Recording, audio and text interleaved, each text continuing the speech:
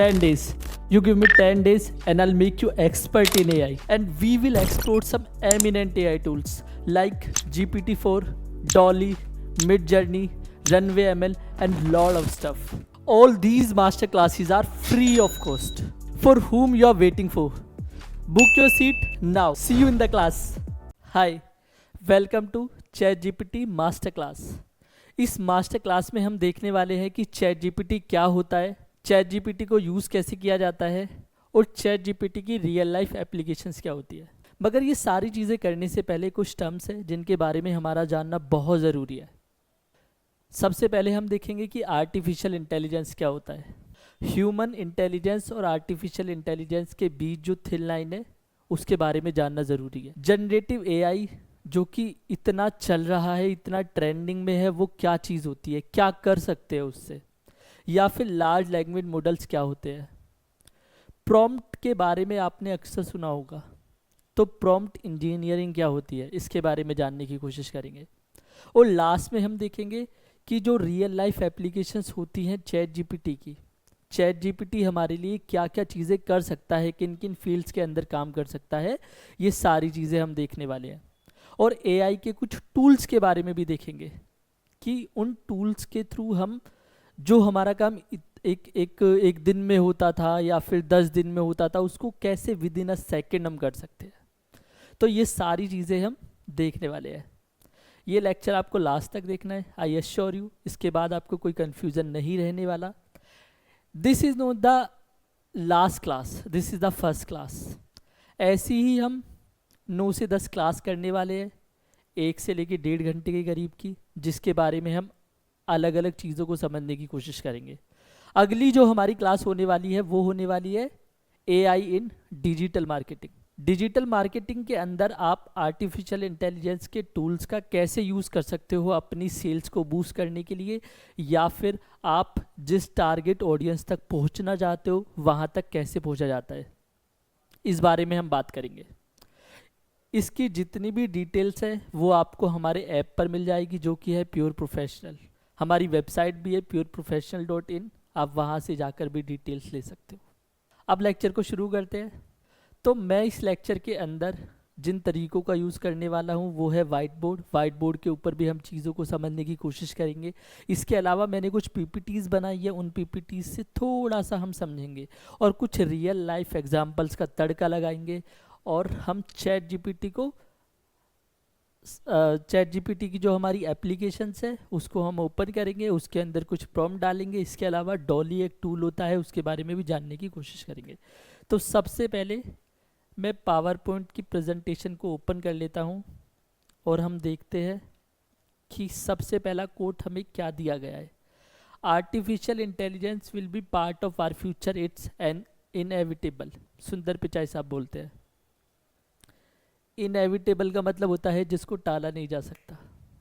Thanos क्या बोलता था, मैं वो अनहोनी हूं जिसको टाला नहीं जा सकता. चाहे कुछ भी कर लो, होनी को कोई टाल नहीं सकता.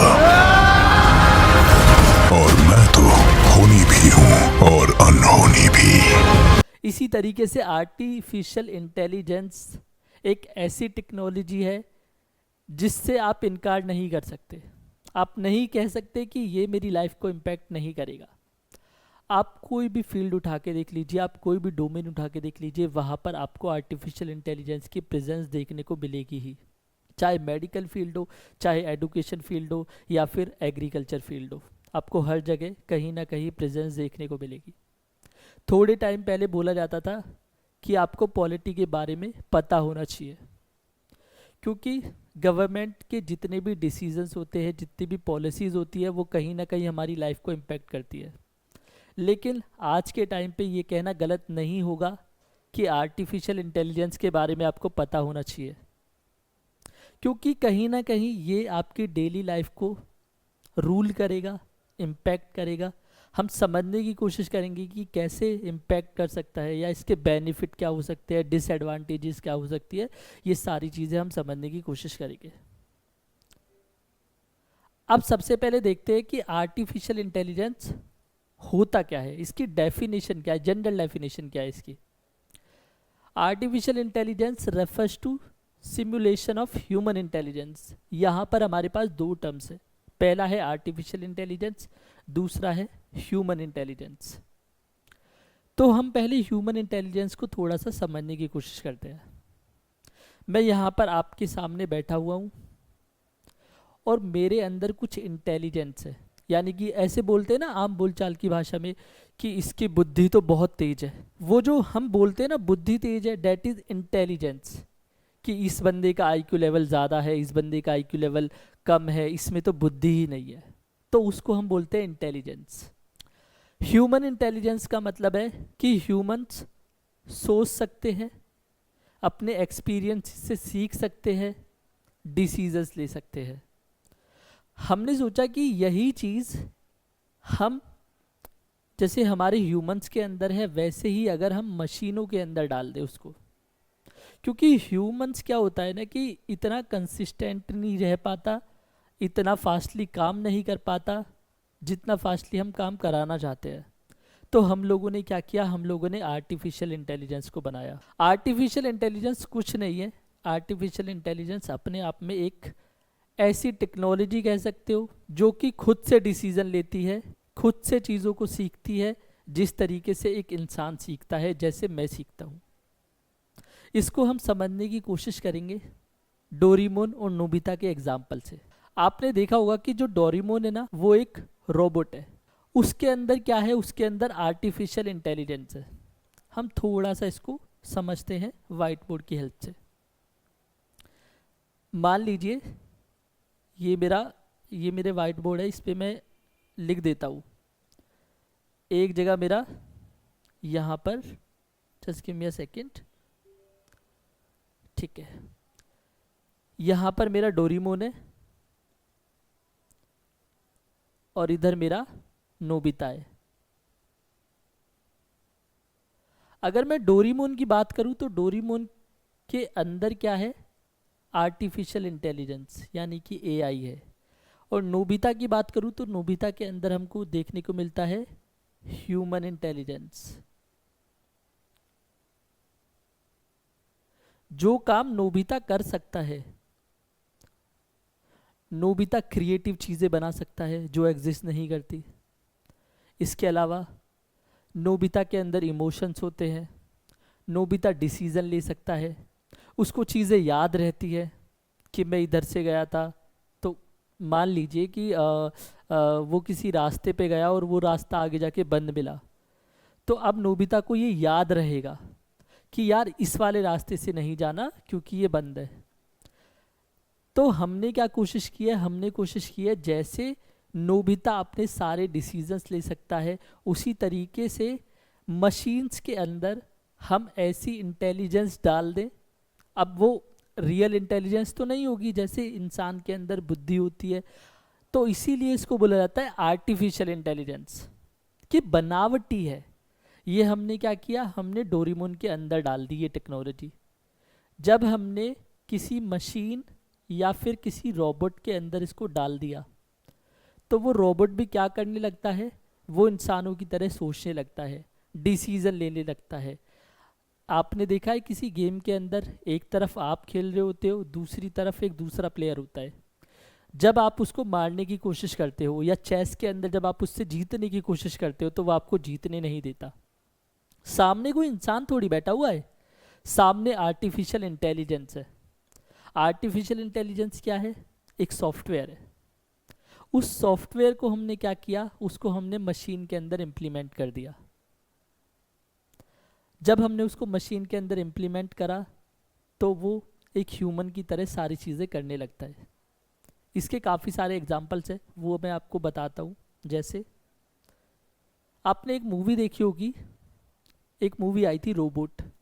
रोबोट के अंदर जो चिट्टी था, हालांकि वो एडवांस लेवल का रोबोट था, हम समझेंगे एडवांस लेवल के रोबोट क्या कर सकते हैं, लेकिन अभी बात ये है समझने वाली कि वो अपने आप में एक मशीन था, उसके अंदर एक चिप लगाई गई थी जो कि आर्टिफिशियल इंटेलिजेंस की चिप थी।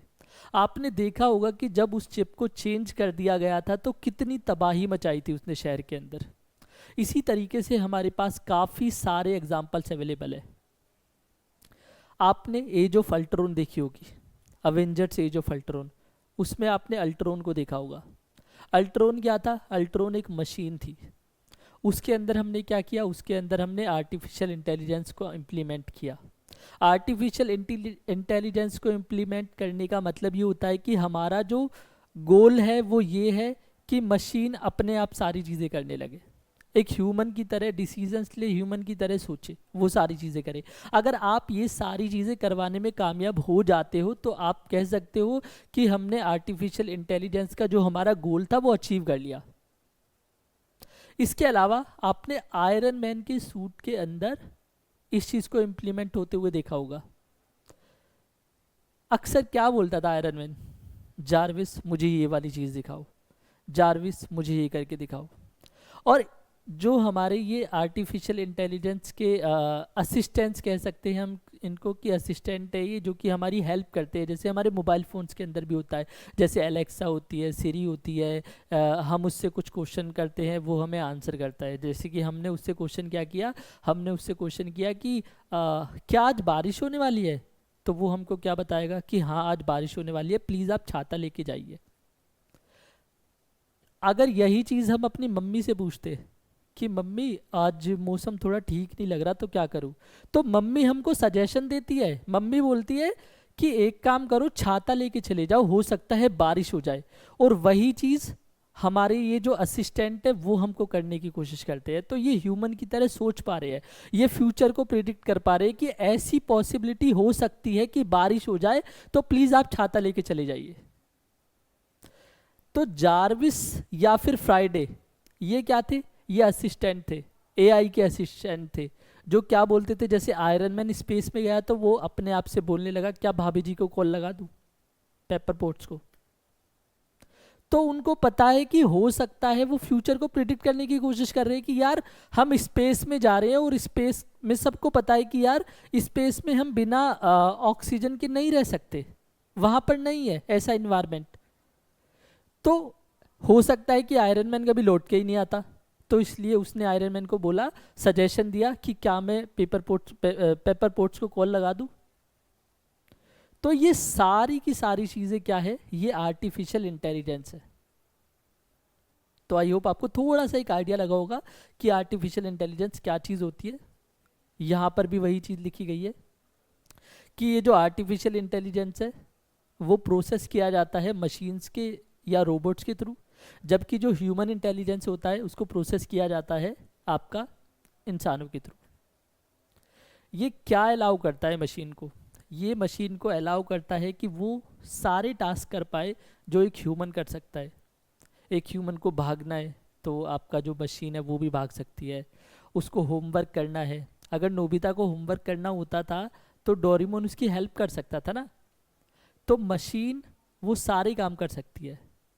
जैसे नोबिता को बाहर घूमने के लिए जाना है तो उसके साथ डोरेमोन जा रहा है, इसके अलावा उसको स्कूल जाना है तो डोरेमोन उसके साथ स्कूल चला गया। तो मशीन भी वही सारे काम करने के लिए कैपेबल हो चुकी है जो एक ह्यूमन करता है। अब इनके बीच का डिफरेंस क्या है? देखो, हमने एआई को किसी पर्पस से बनाया था। वो पर्पस क्या था? कि हम चीज़ों को ज़्यादा फास्ट तरीके से नहीं कर सकते ह्यूमंस, क्योंकि हमारी एक कंस्ट्रेंट है, क्योंकि हमें थकावट होती है, फिर हमको सोना पड़ता है, तो कंसिस्टेंटली हम काम नहीं कर सकते। बट मशीनें तो कर सकती है।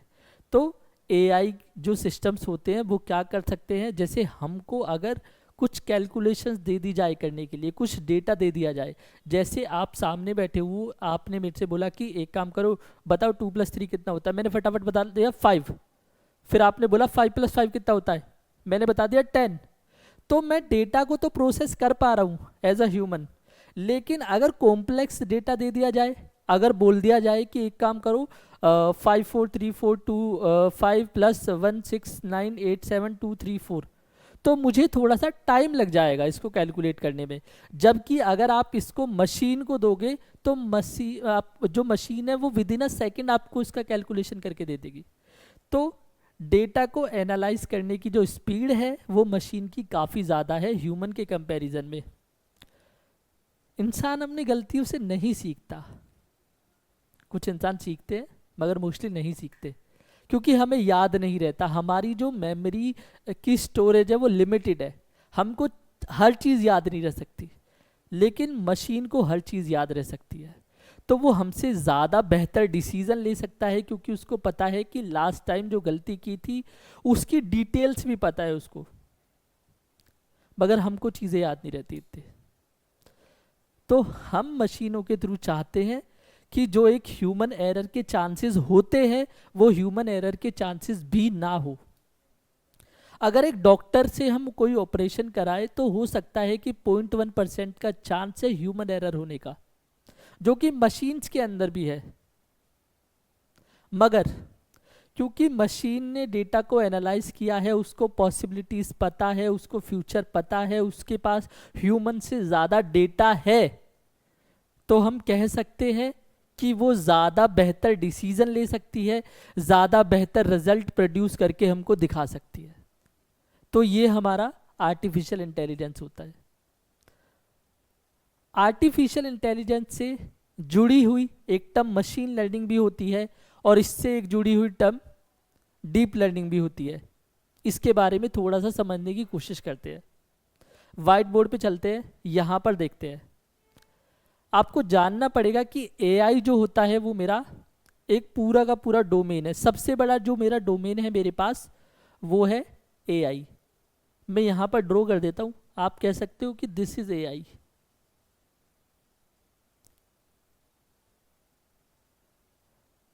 इसको हम डोरेमोन के एग्जाम्पल से समझने की कोशिश करेंगे।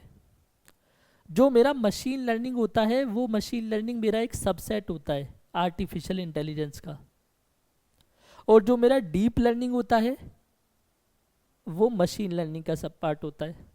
तो यहाँ पर मैं लिख देता हूँ डीप लर्निंग। अब इन तीनों में क्या डिफरेंस हुआ? आर्टिफिशियल इंटेलिजेंस का मतलब हुआ कि जो मेरा डोरेमोन है वो अपने आप सारी चीज़ें कर सकता है, उसको ह्यूमन इंटरवेंशन की ज़रूरत नहीं है। उसको कोई आके नहीं बताएगा कि तुमको क्या करना है क्या नहीं करना। उसको पता है उसको कब सोना है, उसको कब जागना है, उसको कब खाना खाना है, उसको क्या चीज़ें करनी है, उसको क्या चीज़ें नहीं करनी। उसको अगर सड़क पे चलना है तो उसको पता है कि इधर से कोई व्हीकल आ रहा है तो मुझे उस लेन में नहीं चलना, उसको पता है ये सारी चीज़ें। जैसे एक ह्यूमन को पता होता है, वो लोगों से पूछ सकता है चीज़ों को कि अच्छा मुझे यहाँ पर जाना है तो मैं कौन से वाला रास्ता लूँ, ये वाला रास्ता लूँ या वो वाला रास्ता लूँ। ये हो गया मेरा आर्टिफिशियल इंटेलिजेंस, जहाँ पर मेरी ह्यूमन इंटरवेंशन की ज़रूरत नहीं होती मुझे। अगर मैं मशीन लर्निंग की बात करूँ तो हमने मशीन के अंदर आर्टिफिशियल इंटेलिजेंस को लगा दिया, और अब हम मशीन को क्या बोल रहे हैं? अब हम मशीन को बोल रहे हैं कि आपको लर्न करना है। लर्न किससे करना है? डेटा से करना है। Learn from data. वो डेटा क्या होगा? जो हम उसको देते हैं। हमने एआई से समझा कि डोरेमोन को किसी ह्यूमन इंटरवेंशन की जरूरत नहीं है, वो क्या है? मशीन है। अब हम चाहते हैं कि वो मशीन सीखे भी, उसके अंदर आर्टिफिशियल इंटेलिजेंस तो है लेकिन वो सीखे भी। क्या सीखे? जैसे हमने उसको बताया कि नोबिता का जो टाइम टेबल है स्कूल का वो ये टाइम टेबल है, तो अब क्या है कि उसको पता है डेटा क्या है। अब वो डेटा के अकॉर्डिंग रिएक्ट करेगा। वो सुबह बोलेगा कि नोबिता तुम्हें क्लास के लिए लेट हो रहा है, नोबिता तुम्हें स्कूल नहीं जाना, तुमने अपना होमवर्क नहीं किया। तो ये सारी चीज़ें वो कैसे कर पा रहा है? क्योंकि हमने उसको डेटा दिया था, उसने उस डेटा से लर्न किया। उसको पता है कि अगर नोबिता स्कूल नहीं जाएगा तो क्या प्रॉब्लम आ सकती है, उसने उस डेटा से एक आउटकम निकाला। या इसके अलावा और क्या एग्जाम्पल हो सकता है? नोबिता और डोरेमोन दोनों एक वीडियो गेम खेल रहे हैं, तो हो सकता है कि स्टार्टिंग में जब डोरेमोन ने गेम खेलना चालू किया तो उसको चीज़ें नहीं पता थी, लेकिन धीरे धीरे उस रोबोट ने क्या किया? चीज़ों को सीखा। और सीखने के साथ साथ एक चीज़ क्या होती है? स्टोर करना। स्टोर करने से उसको पता चल जाता है कि ये वाली मूव मेरे को नहीं खेलनी, ये वाली मूव मेरे को खेलनी है। तो इससे बहुत कम चांसेस हो जाते हैं कि कभी नोबिता डोरेमोन को हरा पाएगा। ऐसा ही हमें बाकी के गेम्स में देखने को मिलता है। अगर हम कोई चेस का गेम खेलते हैं तो वहाँ पर जो सामने होता है वो आर्टिफिशियल इंटेलिजेंस होता है, वो मशीन लर्निंग को इम्प्लीमेंट कर रहा होता है, वो चीज़ों को सीख रहा होता है कि अच्छा सामने वाले ने ये वाली चाल चली है, एक बार को वो हार जाएगा लेकिन वो उस चाल को अपने माइंड में सेट करके रखेगा, स्टोर करके रखेगा कि अच्छा ये इस तरीके से जीता था। अगली बार जब आप उससे खेलने के लिए जाओगे तो आपको पता चलेगा कि आपको बहुत डिफिकल्टी हो रही है जीतने में। रीजन क्या है? रीजन बहुत सिंपल सा है, क्योंकि उसने डेटा को स्टोर किया, उसने अपनी गलतियों से सीखा, जबकि ह्यूमंस ऐसा नहीं करते। ऐसे बहुत सारे एग्जांपल्स होते हैं, गेमिंग में तो इसके एग्जांपल्स भरे पड़े हैं। जैसे कोई फाइट वाला गेम है, आपने अपने कैरेक्टर को सिलेक्ट कर लिया, सामने वाला जो कैरेक्टर है वो क्या है? एआई है। आप कुछ भी उसके ऊपर कोशिश करते हो, उसको हराने की कोशिश कर रहे हो, वो डिफेंड करने की कोशिश करता है। वो डिफेंड क्यों कर पाता है? क्योंकि वो सीख रहा है, क्योंकि हमने उसको डेटा दिया है। डीप लर्निंग क्या होता है? डीप लर्निंग होता है कि अब जो मशीन है ना वो थोड़ी सी एडवांस हो चुकी है, वो फेस को रिकग्नाइज करने लगी है या फिर वो वॉइस को रिकग्नाइज करने लगी है। जैसे जो डोरेमोन था हमारा, वो नोबिता के हर किसी दोस्त को जानता था, उसके चेहरे को पता था। अगर सामने से जियान आ रहा है तो उसको पता है कि ये जियान है, या फिर इधर से कोई बंदा आ रहा है तो उसको पता है ये सुनियो है या ये सुजुका है। उसको कैसे पता चलता था? क्योंकि वो एडवांस रोबोट था, उसके अंदर डीप लर्निंग इम्प्लीमेंट थी। डीप लर्निंग की एल्गोरिथम होती है, एआई की एल्गोरिथम होती है, मशीन लर्निंग की एल्गोरिथम होती है। तो ये एल्गोरिथम्स उसके अंदर इम्प्लीमेंट थी। अगर आप देखोगे कि अगर नोबिता ने बोला कि डोरेमोन मुझे तुम्हारा गैजेट चाहिए, तो डोरेमोन को उसकी आवाज पता है कि ये कौन है, ये नोबिता है। अगर नोबिता की मम्मी ने नीचे से आवाज लगाई कि डोरेमोन डोरा केक तैयार है, तो उसको पता है कि ये आवाज किसकी है, ये नोबिता की मम्मी की आवाज है। यानी कि जब एक मशीन चेहरों को पहचानने लगे, वॉइस को पहचानने लगे, तो हम क्या बोलेंगे कि वो एक एडवांस मशीन है। उसके अंदर डीप लर्निंग की एल्गोरिथम को इम्प्लीमेंट किया गया है, मशीन लर्निंग की एल्गोरिथम को इम्प्लीमेंट किया गया है। कब बोलेंगे? जब एक मशीन सीख रही है चीज़ों को, कि उसने अपनी गलतियों से सीखा, उसने सामने वाले की गलतियों से सीखा। और एआई क्या होता है? जहां पर उस मशीन को एक ह्यूमन इंटरवेंशन की ज़रूरत ना पड़े। तो आई होप आपको ये तीनों डिफरेंस क्लियर हो गए। वापस से चलते हैं पीपीटी के ऊपर। यहां पर हमें समझ आया कि आर्टिफिशियल इंटेलिजेंस क्या होता है, हमने इसके काफ़ी सारे एग्जाम्पल्स भी देखे। अब देखते हैं कि जो ह्यूमन इंटेलिजेंस होता है और आर्टिफिशियल इंटेलिजेंस होता है, उसके बीच में थिन लाइन क्या होती है, क्या डिफरेंस होता है। जो मेरी एआई होती है वो डेटा के ऊपर काम करती है, जितना ज़्यादा डेटा आप उसको देते जाओगे वो उतना अच्छा एक बेहतर रिजल्ट आपको प्रोड्यूस करके देगी। लेकिन जो ह्यूमन होता है ना, वो थोड़ा सा अलग होता है मशीन से। ह्यूमन के अंदर इमोशंस होते हैं, ह्यूमन अपने एक्सपीरियंस से सीखता है, लेकिन मशीन किससे सीखती है? एआई किससे सीखता है? एआई सीखता है हमारा डेटा से। कुछ एप्रीहेंशंस होते हैं कि अगर हम मशीन को गलत डेटा दे दे, जैसे मैं आपको एक एग्जांपल देता हूँ। चाइना के अंदर उन्होंने क्या किया कि ऐसे कैमरे लगाए, एआई वाले कैमरे, जो कि क्या करेंगे कि उनके पास सारा का सारा डेटा अवेलेबल है। वो लोगों के फेस को स्कैन करेंगे और समझने की कोशिश करेंगे कि ये कोई क्रिमिनल तो नहीं है। लेकिन वहाँ पर क्या हुआ? एआई की जो मशीन थी वो रेसिज्म करने लगी कि ये लोग अलग है, ये लोग अलग है, ठीक है, रेसिस्ट होने लगी। ह्यूमन रेसिस्ट होते थे हमने सुना था, लेकिन मशीन रेसिस्ट होने लगी। क्यों? क्योंकि जो डेटा देने वाले लोग हैं वो तो ह्यूमन ही है, और अगर ह्यूमन डेटा गलत देगा तो जो आउटकम आएगा वो भी गलत आएगा। तो ये एक एप्रीहेंशन है जो कि with respect to time refine होता चला जाएगा। जैसे चैट जीपीटी भी रिफाइन होता चला गया। आपने देखा होगा चैट जीपीटी जब स्टार्टिंग में आया था उसका 3.5 वाला वर्जन था जो सबके लिए फ्री था, लेकिन वो इतने अच्छे रिजल्ट प्रोड्यूस करके नहीं देता था। वो आपकी पीडीएफ को अपलोड करके उसका एसेंस निकाल के नहीं देता था, वो आपके प्रॉम्प्ट में एक मैसेज डाल के इमेज को जनरेट करके नहीं देता था। लेकिन मशीन जितना कम टाइम लगाती है सीखने में, आर्टिफिशियल इंटेलिजेंस जितना कम टाइम लगाता है, ह्यूमन बहुत टाइम लेता है उस चीज़ के लिए।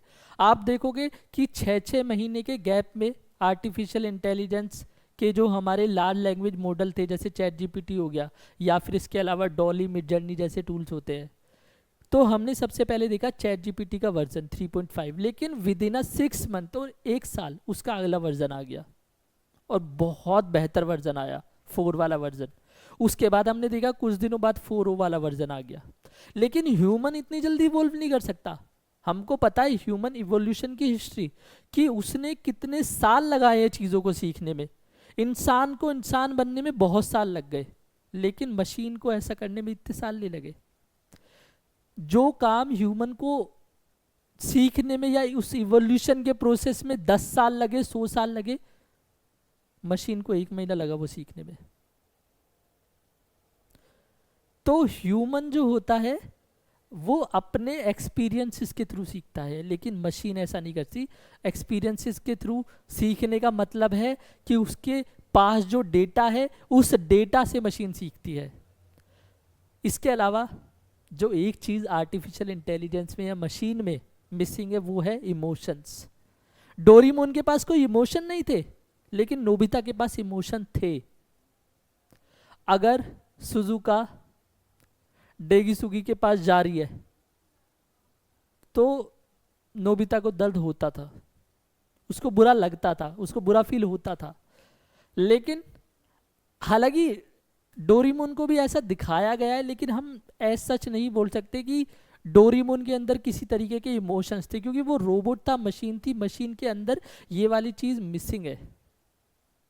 जो सोशल इंटरेक्शन एक होता है ना, जितना ह्यूमन कर सकता है वो शायद मशीन नहीं कर सकती उतना। हो सकता है कि आने वाले टाइम में ऐसी पॉसिबिलिटीज़ हो जाए कि मशीन को भी हम इतना एडवांस कर दे, जिस तरीके से हमने डीप लर्निंग के एल्गोरिथम को इम्प्लीमेंट करके उसको सिखा दिया कि ये बंदा का नाम ये है, इसके बारे में डिटेल्स ये है, उसकी वॉइस को सुन के मशीन समझ सकती है सारी चीज़ों को। तो ये हमारा एक डिफरेंस था ह्यूमन इंटेलिजेंस के बीच में और आर्टिफिशियल इंटेलिजेंस के बीच में। आज का सबसे इंपॉर्टेंट टॉपिक अगर कोई होगा तो वो है जनरेटिव एआई। जनरेटिव एआई से हमको समझ आता है, इसकी टर्म को समझने की कोशिश करते हैं। जनरेटिव का मतलब क्या होता है कि कुछ चीज़ जनरेट हो रही है। वो क्या जनरेट हो रहा है? वो कुछ भी जनरेट हो सकता है जो कि एग्जिस्ट भी नहीं करता हो। और ये काम किस पे करते हैं? ये जनरेटिव एआई किस पे काम करती है, या फिर जो हमारा GPT-4 वाला मॉडल है वो किस पे काम करता है? वो लार्ज लैंग्वेज मॉडल पे काम करता है।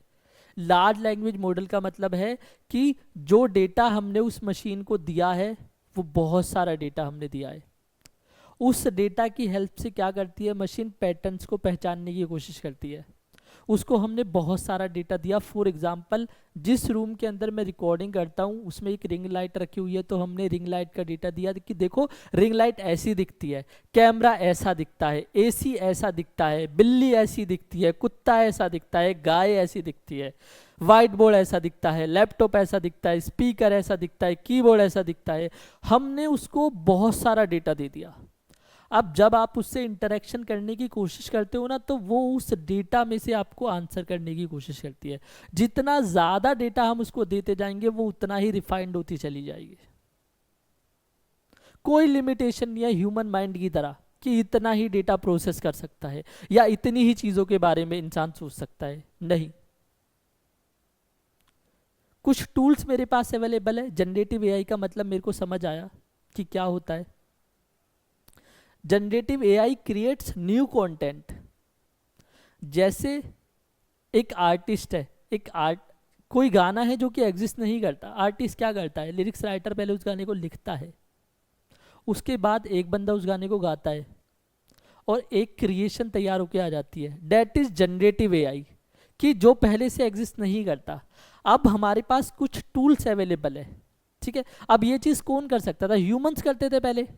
हमने पहले के टाइम में देखते हैं कि ह्यूमंस ने बहुत सारे ग्रंथ लिखे हैं, या फिर इसके अलावा पेंटिंग्स बनाई है, म्यूजिक को प्रोड्यूस किया है, मूवीज को प्रोड्यूस किया है। ये सारी चीज़ें कौन किया करता था? ह्यूमन किया करता था।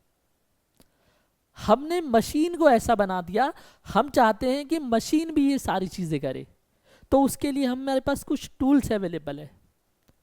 वो टूल्स क्या कर सकते हैं? कंटेंट को क्रिएट कर सकते हैं, इमेजेस को क्रिएट कर सकते हैं, ऐसी ऐसी इमेजेस को, ऐसी ऐसी पॉसिबिलिटीज़ को जो एग्जिस्ट नहीं करती। मैं आपको एग्जांपल दिखाऊंगा इसका, और मैं आपको ये भी दिखाऊंगा कि गूगल कितना पीछे रह जाता है इस चीज़ में। अगर खाली हम गूगल की बात करें, अभी तो गूगल का जेमिनाई चलता है, तो जेमिनाई भी लार्ज लैंग्वेज मॉडल पे है आपका, तो वो भी आपका चैट जीपीटी जैसा कुछ काम कर सकता है। मगर जब चैट जीपीटी इनिशियली आया था, तब आप देखते कि कितना पीछे रह जाता है गूगल। ऐसी इमेजेस हम देखेंगे कुछ जनरेट करके। कुछ यहाँ पर टूल्स हैं, जैसे GPT-4 हो गया, कंटेंट क्रिएशन में काम आता है, या फिर पॉडकास्ट की स्क्रिप्ट लिखनी है, यूट्यूब की स्क्रिप्ट लिखनी है, या फिर आपको कुछ पूछना है कि मेरा ये वाला बिजनेस है, इसके बारे में मुझे थोड़ा सा बताओ कि कहाँ पर हम लैग कर रहे हैं।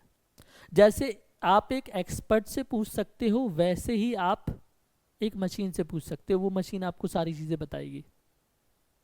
बाकी के टूल्स है हमारे पास डॉली, ये भी ओपन एआई वालों का ही टूल है।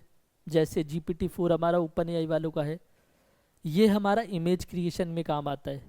मिड जर्नी, स्टेबल डिफ्यूज़न दोनों डॉली की तरह काम करते हैं, इमेज को क्रिएट करते हैं, ऐसी इमेज को क्रिएट करते हैं जो एग्जिस्ट भी नहीं करती।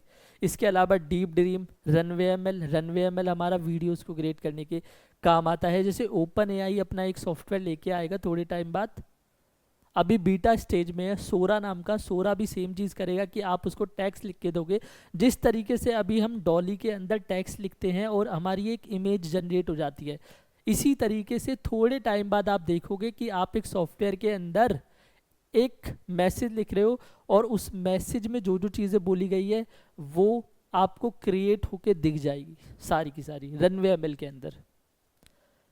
इसके अलावा आर्ट ब्रीडर या Copy.ai, ऐसे जनरेटिव एआई के बहुत सारे टूल्स अवेलेबल है। हम इसमें से कुछ टूल्स को आज समझने की कोशिश करेंगे, उसका प्रैक्टिकल देखने की कोशिश करेंगे। सारे तो हमारे लिए भी पॉसिबल नहीं है, बट कुछ टूल्स को, कुछ यूजफुल टूल्स को हम करने की कोशिश करेंगे। जनरेटिव एआई हमको समझ आए कि क्या होता है। अब समझते हैं अपना जो मेन टॉपिक था आज का, कि चैट जीपीटी क्या होता है।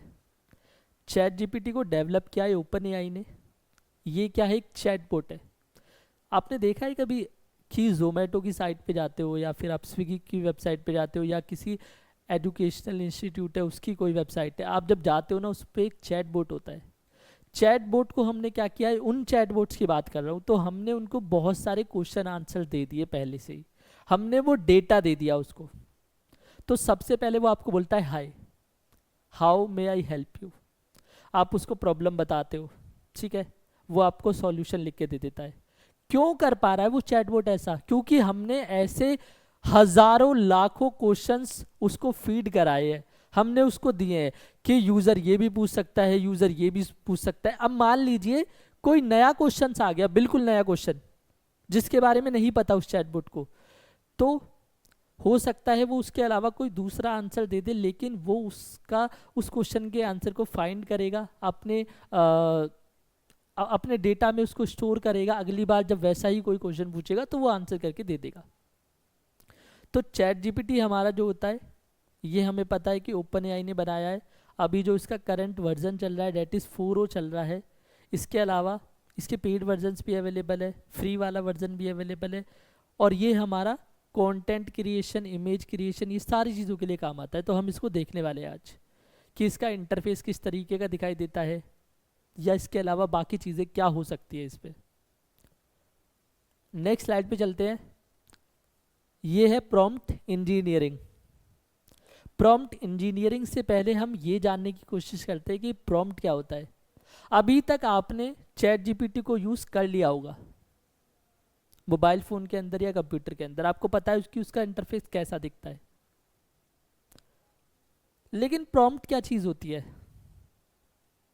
जैसे अलग अलग हम कह सकते हैं कि अलग अलग सब्जेक्ट में एक पर्टिकुलर चीज़ को किसी स्पेसिफिक नाम से बुलाया जाता है, ऐसे ही एआई के टूल्स के अंदर हम जब भी कोई मैसेज लिखते हैं तो उस मैसेज को हम नॉर्मल ये नहीं कहते कि यार ये वाला मैसेज लिख दे, हम उसको बोलते हैं कि प्रॉम्प्ट लिख रहा हूँ मैं, तो उस मैसेज को हम बोलते हैं प्रॉम्प्ट। ये मेरे पास एक इनपुट बॉक्स है, इस इनपुट बॉक्स के अंदर मेरा जो भी मैसेज होता है मैं वो लिखता हूँ। जैसे मुझे पूछना है व्हाट इज़ प्रॉम्प्ट इंजीनियरिंग, तो यहाँ पर हमने लिख दिया व्हाट इज़ प्रॉम्प्ट इंजीनियरिंग। अब ये जो मैसेज मैंने यहाँ पर लिखा है ये मैसेज है मेरा प्रॉम्प्ट। प्रॉम्प्ट इंजीनियरिंग क्या होती है? प्रॉम्प्ट इंजीनियरिंग मेरी एक ऐसी आर्ट है जिसमें आप सीखते हो कि क्वेश्चन को फ्रेम कैसे किया जाता है। मान लीजिए एक क्लास के अंदर एक टीचर अवेलेबल है और एक स्टूडेंट अवेलेबल है। स्टूडेंट ने टीचर से कोई क्वेश्चन पूछा, जैसे हम यहाँ पूछने की कोशिश करेंगे, सिंपल सा क्वेश्चन है, ठीक है, व्हाट इज प्रॉम्प्ट इंजीनियरिंग, किसी ने ये पूछ लिया, टीचर ने आंसर दे दिया कि क्वेश्चन को फ्रेम हम जब हम करते हैं तो उस चीज़ को बोलते हैं प्रॉम्प्ट इंजीनियरिंग। किसी ने इसको और बेहतर तरीके से पूछा कि प्रॉम्प्ट इंजीनियरिंग क्या होता है, ये जो चीज़ समझ आती है लेकिन इसको क्यों लेके आया गया, क्या इसके बिना काम नहीं चल रहा था? अब क्या होगा कि टीचर अपने दिमाग पे जोर डालेगा थोड़ा कि यार ये पॉसिबिलिटी हो सकती है, इससे पहले ये चीज़ एग्जिस्ट करती थी। तो क्वेश्चन को आप जितने अच्छे तरीके से फ्रेम करोगे, जितने अच्छे तरीके से पूछोगे, मशीन आपको उतने अच्छे तरीके से आंसर करेगा, ह्यूमन आपको उतने अच्छे तरीके से आंसर करेगा। जितने बेकार तरीके से आप क्वेश्चन पूछोगे वो आपको उतने बेटर रिजल्ट प्रोड्यूस करके नहीं दिखा पाएगा। तो प्रॉम्प्ट इंजीनियरिंग के लिए प्रॉम्प्ट की बहुत सारी बुक्स आती है जिसके अंदर एजुकेशन से रिलेटेड प्रॉम्प्ट लिखे रहते हैं। प्रॉम्प्ट का मतलब मैसेजेस लिखे रहते हैं, आपको सिंपल वो मैसेज उठाना है और डाल देना है, आपको आंसर मिल जाएगा। बट मैं बोलूँगा आपको उस तरफ नहीं जाना चाहिए। आपको हमेशा प्रॉम्प्ट इंजीनियरिंग को अगर सीखना है तो आपको एक्सपेरिमेंट करनी चाहिए, आपको अलग अलग तरीके से चीज़ें डाल के देखनी चाहिए कि इससे क्या रिजल्ट प्रोड्यूस हो रहा है, इसके अलावा इससे क्या रिजल्ट प्रोड्यूस हो रहा है, तब आप प्रॉम्प्ट इंजीनियरिंग में एक्सेल कर पाओगे। तो मुझे क्लियर हुआ कि प्रॉम्प्ट इंजीनियरिंग क्या होता है और प्रॉम्प्ट क्या होता है। जब हम चैट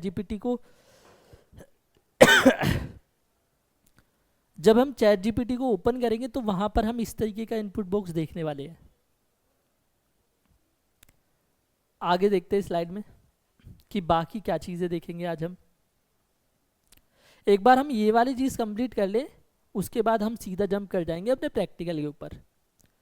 कुछ एप्लीकेशंस होती है चैट जीपीटी की, एजुकेशन वाली एप्लीकेशंस होती हैं, पर्सनल असिस्टेंट होते हैं, जैसे हमने बात किया था अभी कि हमारा सीरी हो गया या फिर हमारा गूगल असिस्टेंट हो गया, एक सैमसंग में आता है बिक्सबी, वो हो गया।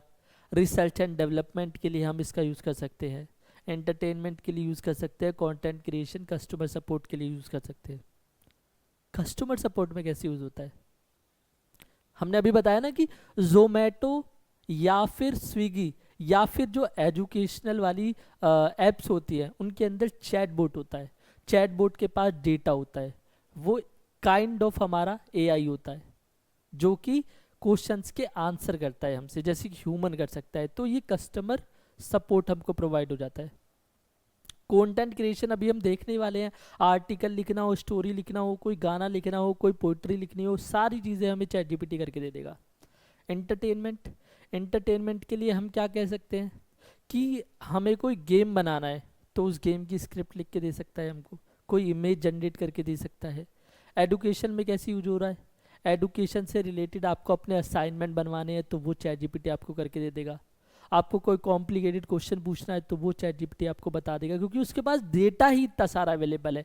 पर्सनल असिस्टेंट कैसे है, आपने थोड़े टाइम पहले देखा होगा कि चैट जीपीटी का एक वर्जन आया था 4O, ओ का मतलब है ओमनी। उसमें लिटरली हम बात कर सकते हैं, और जब चैट जीपीटी का वो वाला वर्जन बात कर रहा था, ओमनी वाला वर्जन बात कर रहा था, तो आपको लगेगा कि यार ये इतना रियल कैसे हो सकता है, ह्यूमन की तरह बात कर रहा था, वो हंस रहा था, सजेशंस दे रहा था, जोक्स मार रहा था, ये सारी चीज़ें कर रहा था वो। इसके अलावा रिसर्च एंड डेवलपमेंट, मुझे किसी टॉपिक के बारे में डीप रिसर्च करनी है। जैसे अभी हम अगले लेक्चर में देखेंगे इसको कि आर्टिफिशियल इंटेलिजेंस इन डिजिटल मार्केटिंग कैसे यूज़ होता है, तो हम इस चीज़ को बारीकी से देखेंगे कि हमको चैट जीपीटी से सारा निकलवाना है कि भाई मेरे को नहीं पता मेरी टारगेट ऑडियंस क्या है, मेरी हेल्प करो, मेरे से फॉलो अप क्वेश्चंस पूछो, मुझे बताओ। जिस तरीके से हम एक एक्सपर्ट से पूछते हैं, हम जाके पूछते हैं कि यार ये मेरे पास इतना पैसा है, ये मेरी ऑडियंस बन सकती है, तो बताओ ये चीज़ वर्कआउट करेगी या नहीं करेगी। तो इसी तरीके से हमको यहाँ बताना पड़ेगा। चैट जीपीटी से हम पूछेंगे जैसे हम एक एक्सपर्ट से पूछते हैं, और ये हमको आंसर करेगा सारे। अब ये सारी की सारी चीज़ें इंप्लीमेंट होती है टूल्स के थ्रू। चैट जीपीटी जैसा टूल हो गया, GPT-4 जैसा टूल हो गया, या डॉली जैसा टूल हो गया। आगे देखते हैं हम। ये है कि चैट जीपीटी हमारे लिए क्या क्या चीजें कर सकता है। वेबसाइट्स क्रिएट कर सकता है। वेबसाइट क्रिएट करने में हालांकि टाइम लगता है, लेकिन विद इन अ सेकेंड एक टूल है हमारे पास जिसको आज हम करके देखेंगे। ठीक है, राइट कर सकता है एसेस को। इसके अलावा स्ट्रेटेजिकल बिजनेस के लिए आपको कोई भी स्ट्रेटेजी तैयार करनी है तो आप बता सकते हो चैट जीपीटी को कि देखो मेरे पास ये वाला डेटा पड़ा हुआ था, लास्ट ईयर की हमारे पास ये वाली सेल है, एक स्ट्रेटेजी तैयार करो, हमारा जो टारगेट अमाउंट है ये वाला है कि हमको ये अचीव करना है। इसके अलावा कंटेंट क्रिएशन कर सकते हो, उसके लिए हमारे पास टूल्स अवेलेबल है। सोशल मीडिया के लिए आप हैशटैग्स पूछ सकते हो कि यार कौन से ट्रेंडिंग हैशटैग्स चल रहे हैं, या फिर मुझे एक कैप्शन लिख के दे दो, या फिर कौन से ट्रेंडिंग गाने चल रहे हैं वो मुझे बताओ, ताकि ज़्यादा व्यूअर्स तक मैं पहुंच पाऊँ। डिजिटल मार्केटिंग कि सर्च इंजन ऑप्टिमाइजेशन अगर मुझे करना है, अपनी वेबसाइट के अंदर करना है या अपने पेज के अंदर करना है, मैं कैसे कर सकता हूँ, किन कीवर्ड्स का मैं यूज़ करूँ जिसको लोग ज़्यादा से ज़्यादा देख पाए, जिसको लोग ज़्यादा से ज़्यादा सर्च कर रहे हो, किस तरीके के मेटा डिस्क्रिप्शन का मैं यूज़ करूँ कि मैं ज़्यादा लोगों तक पहुँच पाऊँ, मेरी जो वेबसाइट है वो रैंक कर पाए कैसे। ये सब कुछ होगा हमारा चैट जीपीटी के थ्रू, हम करेंगे इसको। वीडियो क्रिएशन एंड यूट्यूब, मुझे कोई वीडियो बनानी है, उसकी अगर मुझे स्क्रिप्ट नहीं पता, मुझे उसके ऊपर डीप रिसर्च करनी पड़ेगी पहले, मेरे पास नहीं है इतना टाइम, मैं किसकी हेल्प लूँगा, चैट जीपीटी की। ये हमारे लिए चैट जीपीटी करके देगा। यूट्यूब की या वीडियो क्रिएशन की जो भी स्क्रिप्ट है वो हमको लिख के देगा। इसके अलावा ब्रांडिंग एंड ई कॉमर्स, अगर मुझे कोई लोगो तैयार करना है, ब्रांड बनाना है अपने को, तो मुझे क्या चाहिए, मुझे लोगो चाहिए सबसे पहले। तो मैं पूछ सकता हूँ कि मुझे एप्पल जैसे ब्रांड की तरह अपने आप को इस्टेब्लिश करना है, तो मुझे क्या स्टेप्स लेने चाहिए। तो चैट जीपीटी जो कि हमारा एक जनरेटिव एआई है, वो उसकी हिस्ट्री को देखेगा कि एप्पल ने कहाँ से शुरुआत की थी, क्या क्या गलतियाँ की थी, वो हमको एक स्ट्रेटजी तैयार करके देगा कि आपको ये वाली गलतियाँ नहीं करनी। इसके अलावा ऑफिस प्रोडक्टिविटी, पावर पॉइंट हो गया हमारे पास, वर्ड हो गया या फिर एक्सेल हो गया, इसके अंदर भी आप देखोगे कि एआई का यूज़ होते हुए प्लगइन्स हम लगा के अपने जो घंटों का काम था उसको सेकंड में कर सकते हैं। एनालाइज कस्टमर फीडबैक, कस्टमर ने कोई फीडबैक दिया, अगर हम उसको एनालाइज करेंगे तो हो सकता है हम कुछ अलग ही इंटरप्रिटेशन कर दे उसकी, लेकिन चैट जीपीटी जैसे मॉडल क्या करेंगे कि बाकी के जो बिजनेसेस इस्टेब्लिश हैं वहाँ पर कस्टमर के फीडबैक देखेंगे, उन लोगों ने उन फीडबैक को जिस तरीके से इंटरप्रेट किया है उस तरीके से चैट जीपीटी हमारे लिए इंटरप्रेट करेगा, उस चीज़ को समझेगा, हमको एक स्ट्रेटेजी तैयार करके देगा। इसके अलावा पॉडकास्टिंग, पॉडकास्ट आपने देखा होगा कि पॉडकास्ट का जो कल्चर है वो कितना चल रहा है। पॉडकास्ट के लिए अगर मुझे कोई टॉपिक सर्च करना है तो मैं क्या कर सकता हूँ, मैं हेल्प ले सकता हूँ चैट जीपीटी की। इसके अलावा रिसर्चिंग करनी है तो अभी हमने बताया कि मुझे सपोज करो मुझे कोई रिसर्च पेपर लिखना है, तो उस रिसर्च पेपर के लिए मुझे क्या करना पड़ेगा, उस रिसर्च पेपर के लिए मुझे चैट जीपीटी की हेल्प लेनी पड़ेगी। मैं इजीली क्या कर सकता हूँ, मैं ईजिली बता सकता हूँ कि इस तरीके मुझे एक ऐसा पेपर प्रोड्यूस करके दो जिसके अंदर जो कि अवार्ड विनिंग हो, या हम कह सकते हैं कि मुझे एक ऐसी लिरिक्स लिख के दे दो जो कि ऑस्कर विनिंग हो। तो chat GPT can try. Documentation करना हो तो वो कैसे किया जाता है? We have a tool Gamma AI.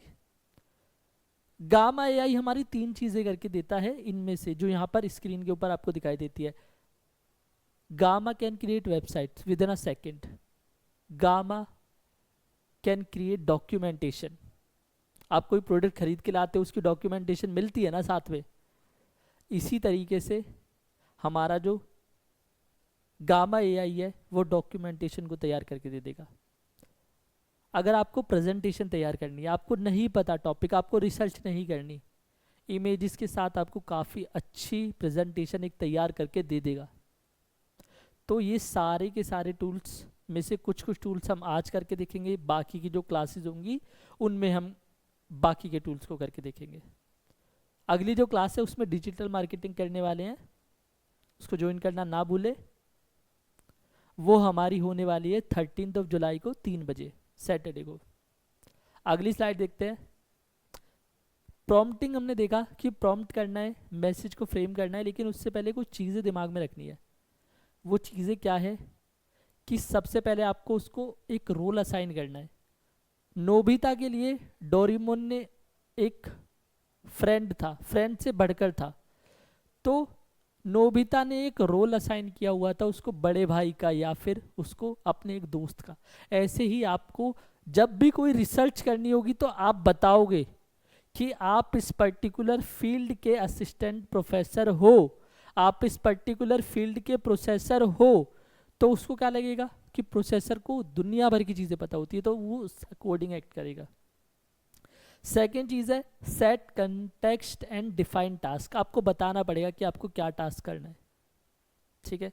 आप उसका कंटेक्स्ट सेट करोगे, आप उसको बताओगे कि मुझे जो मेरा बिजनेस है, ठीक है, उसका ये उसका अचीवमेंट, उसको उससे मैं क्या अचीव करना चाहता हूँ, ठीक है। उसको टास्क बताना पड़ेगा कि मेरा ये टर्नओवर है, मेरे को लेके आना है। आपने उसको टास्क बता दिया, ठीक है, आपने उसको कंटेक्स्ट बता दिया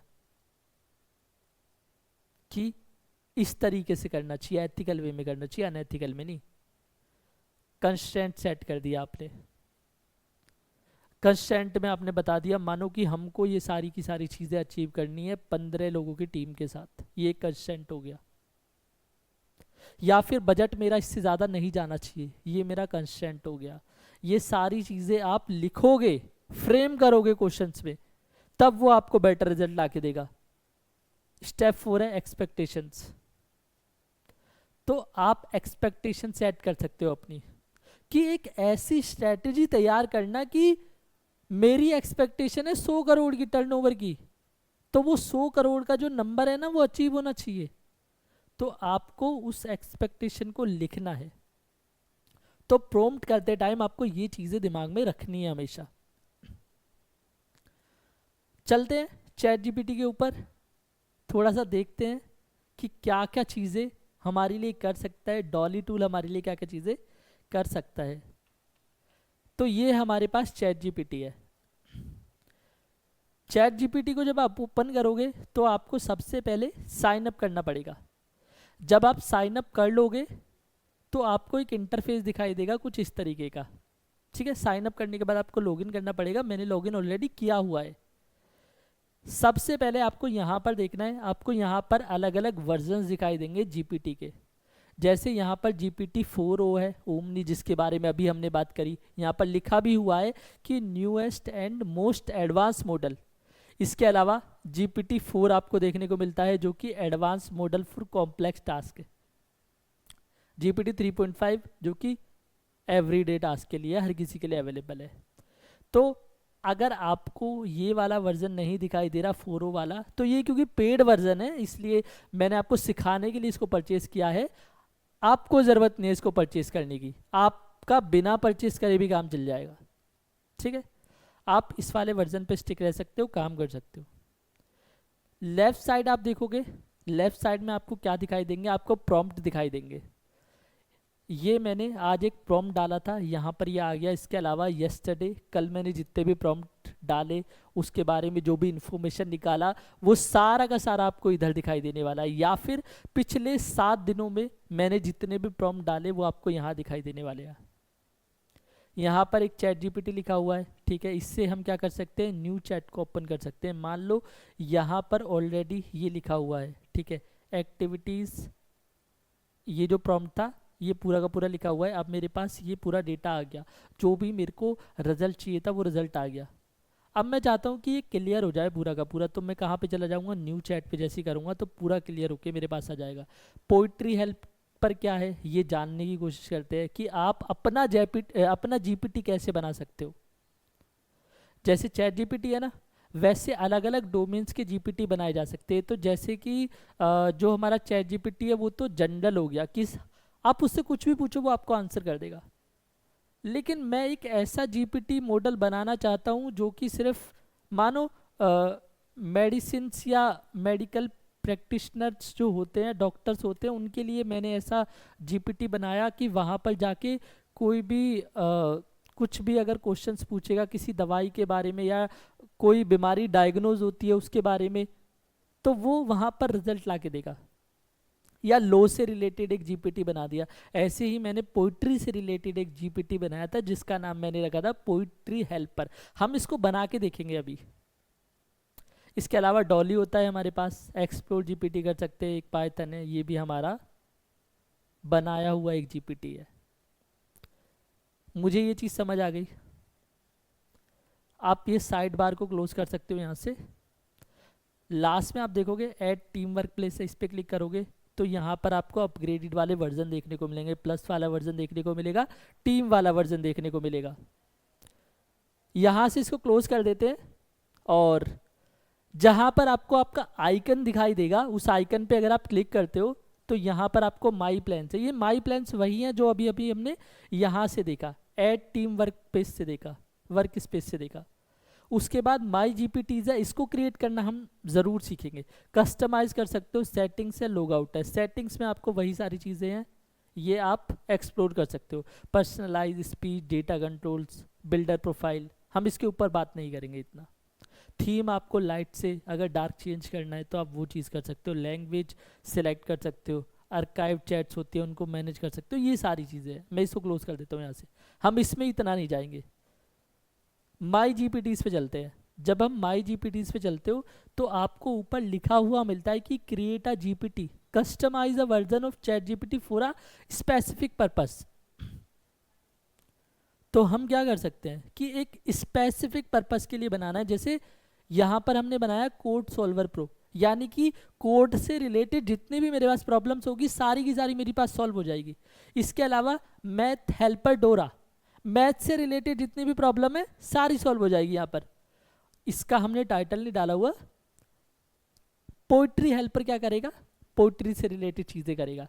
मुझे क्या बनाना है, मुझे एक ऐसा असिस्टेंट बनाना है, एक ऐसा जीपीटी बनाना है जो कि एग्रीकल्चर से रिलेटेड मेरे को सारी की सारी इंफॉर्मेशन ला के दे दे, या इकोनॉमी से रिलेटेड मैं एक जीपीटी तैयार कर सकता हूँ। तो मुझे क्या करना है, मुझे यहाँ पर जाना है क्रिएट अ जीपीटी पे। जब मैं क्रिएट अ जीपीटी पे जाता हूँ तो अब इंटरेक्शन स्टार्ट हो गया। जैसे एक ह्यूमन इंटरेक्शन होता है ना, ऐसे ही चैट जीपीटी ने मुझसे इंटरेक्ट किया और बोला कि hi, I will help you build a new GPT. You can say something like make a creative who help generate visuals for new products, or make a software engineer who help format my code. What would you like to make? मैंने कहा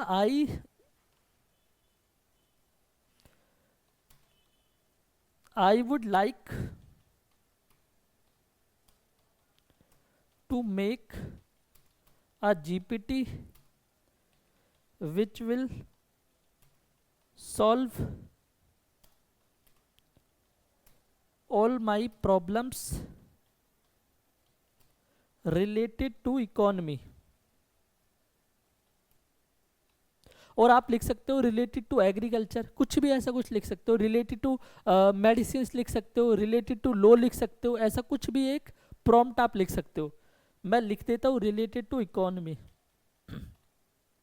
और मैंने enter कर दिया। देखते हैं क्या मेरे को आंसर करता है? मेरे से पूछा great, let's start by setting the basics for your GPT. Here is a brief overview to get start. Role and goal बताओ इसको क्या है, कंस्ट्रेंट बताओ, गाइडलाइंस बताओ, क्लैरिफिकेशन बताओ, पर्सनलाइज बताओ। Now I suggest a name for your GPT, economy solver. मैंने कहा ओके। तो सबसे पहले थोड़ा थोड़ा इसको बता देते हैं। This GPT will provide insight solution in guidance and economic matters. ये इसे बता देगा कि ये करने वाला है। अगर आपको इसका रोल अपने आप से कुछ डिफाइन करना है तो ये भी आप कर सकते हो। मैं यहाँ पे कहता हूँ yes this name is better, तो हम यही वाला नाम रख लेते हैं, इकोनॉमी सॉल्वर, और एंटर कर दिया हमने। Next I generate a profile picture for economy solver. Let start with an initial design, then we can refine it based on your feedback. तो इस तरीके की एक पिक्चर बना के दे दी। ये साइड में आ गया इकोनॉमी सॉल्वर। अब आप क्या कर सकते हो, आप इससे क्वेश्चन पूछ सकते हो। ठीक है, क्वेश्चन पूछने की कोशिश करते हैं। आप इससे हिंदी में क्वेश्चन आंसर भी कर सकते हो, इंग्लिश में क्वेश्चन आंसर भी कर सकते हो।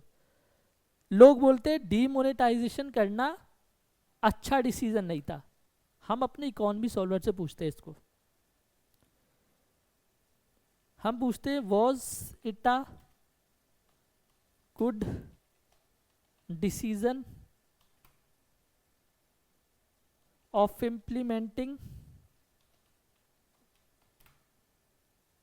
डीमोनेटाइजेशन। देखते हैं क्या आंसर हमको जनरेट करके देता है। एंटर। ये हमको बोलता है कि the decision to implement demonetisation in India in November 2016 has been a subject of intense debate. इसने हमको क्लियर कट आंसर नहीं दिया, इसने बोला ये सब्जेक्ट हो सकता है डिबेट का, जो कि होता भी। डिप्लोमेटिक आंसर है बड़ा। Among economist, policy makers and general public the policy involve the sudden invalidation of 500 and 1000 rupees notes. Objective बताए इसने कि सरकार ने तो ये सोच के गया था कि कर्ब हो जाएगा ब्लैक मनी, डिजिटल पेमेंट को हम एक पुश दे देंगे थोड़ा सा, टेरर फाइनेंसिंग को हम रोक लेंगे। आउटकम बताया ब्लैक मनी के short term impact, long term impact, counterfeit, digital payments, ये सारी चीज़ इसने हमें बता दिया। आप इससे हिंदी में भी आंसर कर सकते हो। हम इससे बोलते हैं कि हम अपनी इकोनॉमी को फर्स्ट नंबर पर कैसे लेके जा सकते हैं, इसको हम पूछते हैं। फर्स्ट नंबर पे कैसे लेके जा सकते हैं। देखते हैं क्या आंसर करता है। भारत की अर्थव्यवस्था को विश्व की सबसे बड़ी अर्थव्यवस्था बनाने के लिए कई प्रमुख कदम उठाने की जरूरत है। यहाँ कुछ प्रमुख रणनीतियां, स्ट्रेटेजी हमको बता दी साफ साफ कि देखो, गुणवत्ता, शिक्षा के स्तर को सुधारना पड़ेगा। अगर शिक्षा के स्तर को सुधारोगे तो ह्यूमन कैपिटल आपकी जनरेट होगी, जो कि आगे जाके आपको बेनिफिट करेगी। इसके अलावा विनिर्माण, औद्योगिक विकास, डिजिटल और तकनीकी प्रगति, कृषि और ग्रामीण विकास, निवेश को बढ़ावा देना। तो इस तरीके से काफ़ी सारे पॉइंट्स की एक लिस्ट हमको तैयार करके दे दी है। तो ये हमें क्या कर रहा है कि इकोनॉमी से रिलेटेड हिंदी में, इंग्लिश में, या फिर आपके जो भी डाउट है, आपके जो भी क्वेश्चन है, हमारा इकोनॉमी सॉल्वर उसको करके दे देगा। तो आपको ये जीपीटी क्रिएट करना आ गया होगा। आप अपना जीपीटी को क्रिएट करके देखिए, उसका एक नाम रखिए, उससे दुनिया भर के क्वेश्चंस पूछिए। अब जितने क्वेश्चंस हम इससे पूछेंगे ना, ये अपने डेटा में उसको स्टोर करता जाएगा। अगली बार जब कुछ इस तरीके का क्वेश्चन इससे पूछा जाएगा, ये अपने आप से थोड़ी जनरेट कर रहा है, इसको हमने डेटा दिया है। उस डेटा के परमुटेशन कॉम्बिनेशंस लगाए हैं, और किसी ने कुछ आंसर पूछा तो कई बार आपने देखा होगा कि चैट जीपीटी में आपको 2 आंसर्स देता था। स्टार्टिंग में आपको पूछता था कि आपको पहले वाला आंसर अच्छा लग रहा है या दूसरे वाला। ऐसे ही जब हम डॉली या मिड जर्नी के अंदर इमेज क्रिएट करते थे तो हमसे अभी भी पूछता है कई बार कि पहली वाली इमेज ज़्यादा अच्छी है दूसरी वाली, ताकि आप जो भी उसको आंसर करोगे वो उसको स्टोर करेगा और उसके अकॉर्डिंग ऐसे बहुत सारे लोगों के आंसर्स को स्टोर करेगा, और अगली बार जब आप उससे पूछोगे तो आपको एक बहुत बेहतर रिजल्ट निकाल के देगा। अगली बार नहीं पूछेगा आपसे। तो मुझे ये समझ आया कि जीपीटी अपना कैसे बनाया जाता है, यहाँ पे अगर आप जाते हो तो लॉग आउट कर सकते हो। सबसे पहले हम डॉली के ऊपर चलते हैं। थोड़ी सी मैं आपको इमेज क्रिएट करके दिखाता हूँ, ऐसी इमेज जो कि एग्जिस्ट नहीं करती। चलते हैं यहाँ पर, डॉली को ओपन करते हैं, या फिर अगर आप डॉली को ओपन भी नहीं करोगे, आप चैट जीपीटी पे चले जाओ, यहाँ पर इसका जो 4o वाला वर्जन है, आप डायरेक्टली यहाँ पे प्रॉम्प्ट करो और ये आपको इमेज जनरेट करके दे देगा। तो हम ना कुछ ऐसी इमेज जनरेट करने की कोशिश करते हैं, देखते हैं कि क्या रिजल्ट निकल के आता है। कुछ प्रॉम्प्ट लिखते हैं, ठीक है। हम लिखते हैं an elephant and an ant are doing wedding in south. इसके आगे हम लगा देते हैं make a image in which an elephant and ant are doing wedding in South Indian temple। और इसको थोड़ा सा कॉम्प्लिकेटेड बना देते हैं कि साउथ इंडियन टेम्पल में मैरिज कर रहे हैं, एंड क्या लिख सकते हैं, and crows are from elephant side and foxes are from ant side. देखते हैं हमको क्या जनरेट करके देता है, एंटर करते हैं।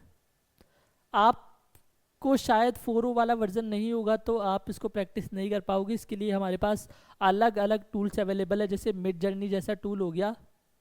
वाओ, इसने हमको कितना सही में जनरेट करके दिया, लेकिन फोक्सिस अभी इसमें दिखाई नहीं दे रही। जैसे क्रो तो हमको यहाँ दिखाई दे रहे, इधर हो गया, इधर हो गया, इधर हो गया। तो हम इससे पूछे क्या, where is foxes in this picture, enter। I apologize, माफ़ी भी मांगता है। अब देखते हैं कि क्या जनरेट करके देगा। लेकिन जिस तरीके से हमने चाहा था कि एक साउथ इंडियन टेम्पल का पूरा इसने चीज़ें हमको इन्वायरमेंट क्रिएट करके दिया है। उसके बाद यहाँ पर ये हमारी एंट हो गई, ये हमारा एलिफेंट हो गया, ये हमारी क्रोज हो गए, ठीक है। इसके अलावा देखो ये आ गई हमारी फोक्सेस, ठीक है। लेकिन अब इसने थोड़ा चेंज कर दिया कि अब यहाँ पर देखो ये एंट दिख तो रही है पर थोड़ी सी अजीब लग रही है। ये ऐसे लग रही है कोई लेडीज़ खड़ी हो, लेकिन ये एंट जैसी है, मतलब एंट को साड़ी पहना दिया। लेकिन ये वाली इमेज देखो, तो इस तरीके से जो इमेज एग्जिस्ट भी नहीं करती आपको वैसी इमेज क्रिएट करके देता है ये। थोड़े बहुत और प्रॉम्प्ट देखते हैं, आप इसको प्रैक्टिस कर सकते हो। आप इसको मिड जर्नी पे जाके प्रैक्टिस कर सकते हो। आपको यहाँ पे जाना, मैं दिखा देता हूँ आपको यहाँ पे जाना है और डालना है मिड जर्नी। ऐसे बहुत सारे टूल्स अवेलेबल है, जैसे मिड जर्नी जैसा टूल हो गया। जो मिड जर्नी काम करता है वही आपको डॉली काम करता है। इसको दोबारा से डालते हैं एक बार, मिड जर्नी AI, और हम इस पे चलते हैं, देखते हैं। ये तो नहीं है, इस पे चलते हैं। ये हाँ देखो ये आ गया इमेजन AI आर्ट जनरेटर। तो इसका नाम चेंज हो गया। आपको क्या करना है, यहाँ पर एक प्रॉम्प्ट डालना है, ठीक है। यहाँ पर आप प्रॉम्प्ट डालोगे, इसको क्रिएट करोगे। पहले आपको इसके लिए साइन इन करना पड़ेगा, तो ये सारी चीज़ें आप कर लेना। हम वापस से इस पे चलते हैं, एक इमेज और क्रिएट करने की कोशिश करते हैं। हम देखते हैं कि एक सांप और एक इंसान दोनों एक रूम के अंदर बैठे हुए हैं और चिल कर रहे हैं, नेटफ्लिक्स देख रहे हैं, और नेटफ्लिक्स पे भी स्ट्रेंजर थिंग्स नाम की वेब सीरीज देख रहे हैं। इस तरीके का कुछ प्रॉम्प्ट हम बनाने की कोशिश करते हैं। हमने बोला make an image in which a human and snake are sitting together in a room and they are watching Stranger Thing web series on Netflix and chilling, ठीक है। ऐसे प्रॉम्प्ट आप ट्राई कर सकते हो। इसी को प्रॉम्प्ट इंजीनियरिंग बोला जाता है। एंटर करते हैं, देखते हैं कि क्या इमेज जनरेट होके आती है। अब एक क्वेश्चन आपके माइंड में आ सकता है कि ये किस तरीके से इमेज को क्रिएट कर रहा है। तो मैंने क्या बोला, देखो वाह बहुत सा इमेज बनाई है यार, बहुत सा इमेज बनाई है। ये इंसान बैठा हुआ है, ये सांप बैठा हुआ है, और यहाँ पर ये स्ट्रेंजर थिंग की वेब सीरीज का लोगो आपको, सॉरी आपको इमेज दिखाई दे रही है यहाँ पर। तो ये हमको बता रहा है कि here is the image of human and snake sitting together, जो हमने डाला था वही हमको बता दिया इसने। ये कैसे क्रिएट कर पा रहा है ये सारी चीज़ें? हमने इसको बहुत सारा डेटा दिया है, हमने डॉली को बहुत सारा डेटा दिया है, हमने बहुत सारी इमेजेस दिखाई है। हमने दिखाया है कि देखो सांप ऐसा दिखता है, सांप की भी बहुत सारी इमेजेस, कि एक सांप ऐसा पेड़ पे लटका हुआ है, एक सांप ऐसा बैठा हुआ है। फिर हमने ह्यूमंस की बहुत सारी इमेजेस दिखाई है। हमने बताया उसको कि नेटफ्लिक्स देखो ऐसा दिखता है। हमने उसको बताया कि देखो एक रूम का जो इन्वायरमेंट होता है वो इस तरीके का होता है। हमने उसको बताया कि देखो स्ट्रेंजर थिंग जो चीज़ के बारे में आप बात कर रहे हो वो ये है। तो ये सारी चीज़ें हमने उसको बताई है। तो अब वो क्या करता है, पैटर्न्स को रिकग्नाइज करता है। यहाँ पर हमने जो भी कीवर्ड्स लिखे हैं ना, जैसे हमने क्या लिखा है, make an image in which a human and snake.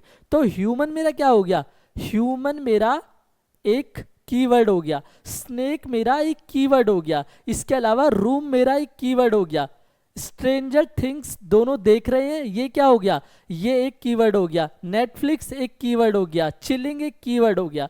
तो ये सारे कीवर्ड को असेंबल किया है, असेंबल करके मेरे को एक इमेज जनरेट करके दिखा दिया है। इसी तरीके से एक प्रॉम्प्ट और देखते हैं। लोग बोलते हैं ना मार्स पे पानी ढूंढना है, तो मार्स एक ऐसी इमेज जनरेट करते हैं जहाँ पर मार्स पे लोग हैं, नदियाँ बह रही है, लोग उससे पानी पी रहे हैं, पार्टी कर रहे हैं, इस तरीके की एक इमेज जनरेट करते हैं। हम बोलते हैं make an image of planet Mars where people are doing party and they are drinking water from rivers and human settlements are there। देखते हैं क्या बना के देगा। तो आप कितने भी कॉम्प्लिकेटेड प्रॉम्प्ट्स को जनरेट कर सकते हो, फ्रेम कर सकते हो, जैसे हमने इसको किया है। हम एंटर प्रेस करते हैं, देखते हैं हमको क्या ला के देता है। आई होप ये हमको कोई अच्छी सी इमेज जनरेट करके देगा, वही पैटर्न्स को पहचानेगा। ठीक है, आपने जो जो कीवर्ड डाले ना उन कीवर्ड को देखो, यही चीज़ के बारे में मैं आपसे बात कर रहा था। जो डेटा इसके पास अवेलेबल नहीं होता ना, जिस पे श्योर नहीं होता, इमेज तो आपको जनरेट करके दे देगा, लेकिन आपसे पूछेगा कि इन दोनों में से आपको कौन सी वाली इमेज अच्छी लगी। अब आगे जाकर अगर कोई इससे क्वेश्चन पूछेगा, जैसे मान लो मैंने ये वाली इमेज को पसंद किया या मैंने ये वाली इमेज को पसंद किया, ऐसे बहुत सारे लोग होंगे जो इस प्रॉम्प्ट से रिलेटेड क्वेश्चन पूछेंगे। तो बहुत सारे लोगों का 500, 1000, 2000 लोगों का डेटा इकट्ठा करेगा कि अच्छा ज़्यादातर लोगों ने ना ये वाली सेकंड नंबर वाली इमेज को पसंद किया है, तो आगे से जब कोई प्रॉम्प्ट डालेगा ये वाला, तो ये सेकंड वाली इमेज को उसको जनरेट करके दिखाएगा। ये ऐसे क्वेश्चन नहीं पूछेगा। इसके बारे में अब अभी बात कर ही रहे थे। तो मान लीजिए मुझे ये इसने दिखा दिया कि इस तरीके से रेड कलर का कुछ है, लोग पार्टी कर रहे हैं, पानी पी रहे हैं, ये रिवर बह रही है, इस तरीके से यहाँ भी दिखा दिया इसने। हम इसको सिलेक्ट कर लेते हैं। देखो ये हमारा आ गया कि ह्यूमन सेटलमेंट ये मार्स पे हो चुकी है, यहाँ से एक नदी बहते हुए आ रही है, ये बार है हमारा, लोग पार्टी कर रहे हैं, पूरा इसने हमको बता दिया। ठीक है, तो हमको ये समझ आ गया कि डॉली का यूज़ कैसे किया जाता है, यानी कि जनरेटिव एआई जिसके बारे में हमने पढ़ा था, तो हमें समझ आया कि ऐसी चीज़ों को क्रिएट करना जो कि एग्जिस्ट ही नहीं करती। तो यहाँ पर जो इमेजेस अभी हमने देखी, आप सेम प्रॉम्प्ट को गूगल पे जाके डाल के देखना, आप देखना कि आपको क्या रिजल्ट दिखाता है। आपको उल्टे सीधे रिजल्ट दिखाएगा, आपको ऐसे रिजल्ट नहीं दिखाएगा जो कि डिज़ायरेबल होंगे, जो कि आपको चाहिए। ऐसे रिजल्ट आपको नहीं मिलने वाले। अब जो हमने बात की थी, ये हमारे पास एक इनपुट बॉक्स है। इस इनपुट बॉक्स के अंदर हम मैसेजेस को डाल सकते हैं, प्रॉम्प्ट को डाल सकते हैं। आप सिंपल से सिंपल प्रॉम्प्ट को डाल सकते हो, आप कॉम्प्लिकेटेड प्रॉम्प्ट को डाल सकते हो। जैसे आप डालना चाहो वैसे यहाँ पर लिख सकते हो आप कुछ भी एक क्वेश्चन। जैसे यहाँ पर ना आप देखोगे कि जो भी एआई टूल्स को आप ओपन करोगे वहाँ पर आपको कुछ एग्जाम्पल्स दिए गए होते हैं। जैसे यहाँ पर ये एक आपको एग्जाम्पल दिया गया है कि देखो ये प्रॉम्प्ट है, आप इस तरीके का प्रॉम्प्ट लिख सकते हो। या फिर यहाँ पर एक प्रॉम्प्ट दिया गया है right a story in my favourite genre, ये एक प्रॉम्प्ट हो गया मेरे पास। इसके अलावा एक्सप्लेन सुपर कंडक्टर्स, मेरे को नहीं पता सुपर कंडक्टर्स क्या होता है, ये मेरे को एक्सप्लेन करके देगा। ये काफ़ी सिंपल सिंपल प्रॉम्प्ट है जो कि हम गूगल से भी पूछेंगे तो हमको आंसर कर देगा। Pick outfit to look good on camera. इसके अलावा जब आप दूसरे टूल्स देखते हो तो दूसरे टूल्स में भी आप इसी चीज़ को नोट करोगे।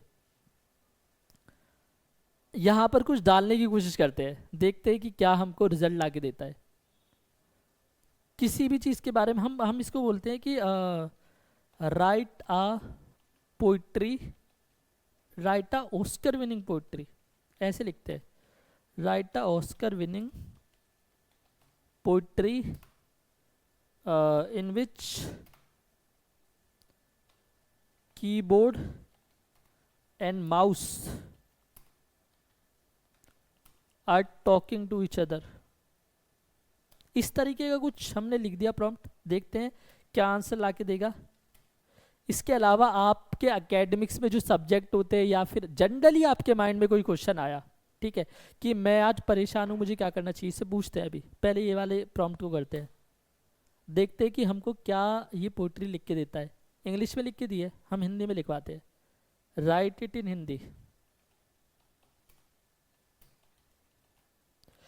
एक चीज़ और देखोगे आपकी, जैसे गूगल पे आपने एक रिजल्ट को सर्च किया, उसके बाद जब दूसरे रिजल्ट को डालते हो तो वो दोनों आपस में as a follow up question answer काम नहीं करते। यहाँ पर देखो मैंने ये वाली पोइट्री इससे लिखवाई, अब मैं कहता हूँ राइट इट इन हिंदी, तो इसके पास डेटा स्टोर है कि इससे पहले हमने क्या पूछा था। जैसे एक ह्यूमन से हम बातचीत करते हैं ना, तो मैंने अपने दोस्त से कोई क्वेश्चन पूछा, मैंने अपने दोस्त से पूछा कि एक पोइट्री लिख इंग्लिश के अंदर, मतलब इंग्लिश में नहीं जैसे इसने लिख के दी है, मैंने बोला कि कीबोर्ड और माउस के ऊपर एक पोइट्री लिख के दी, उसने मेरे को पोइट्री लिख के दे दी। उसके बाद मैंने बोला कि इसको हिंदी में बता यार, तो वो क्या करेगा, उसको पता है कि आपने क्या पूछा है, वो उसको हिंदी में कन्वर्ट करके दे देगा। इसी तरीके से चैट जीपीटी उसी की तरह काम करता है, बिल्कुल सेम उसी की तरह काम करता है। हमने बोला राइट इट इन हिंदी, तो ये हमको क्या बोलता है कि ये काफ़ी अच्छी है। ये बोलता है कि प्रातः की पहली किरणों की हल्की चमक में एक फुसफुसाहट ने रात की शांति को जगाया, चमकते स्क्रीन के नीचे कीबोर्ड माउस ने अपनी कहानी शुरू की। कीबोर्ड बोलता है प्यारे माउस, मेरे पुराने दोस्त, कितने लंबे समय से हमने साझा किया है ये अनंत घंटे, हमने बहुत कुछ हिम्मत किया, अक्षरों से लेकर सपनों तक, साथ में हम हमेशा तैयार रहे। फिर माउस कहता है प्रिय कीबोर्ड, मजबूत और सच्चे, आपकी चाबियां एक संगीत की तरह है, क्लिक और स्क्रॉल के, देख रहे हो एक दूसरे की कितनी तारीफें कर रहे हैं दोनों।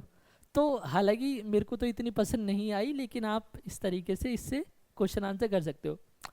हमने देखा था कि जब भी हम प्रॉम्प्ट लिखते हैं तो हमें कुछ चीज़ों का ध्यान रखना चाहिए, तो देखते हैं कि वो चीज़ें को क्या ध्यान रखना चाहिए। जैसे मैं बहुत परेशान हूँ तो मैं इससे पूछना चाहता हूँ, जैसे आप एक डॉक्टर से पूछते हो, तो मैं इसको रोल असाइन कर देता हूँ। मैं बोलता हूँ कि सपोज, नहीं मैं बोलता हूँ यू आर अ साइकोलॉजिस्ट, या हाँ ऐसे कर देते हैं, यू आर अ साइकोलॉजिस्ट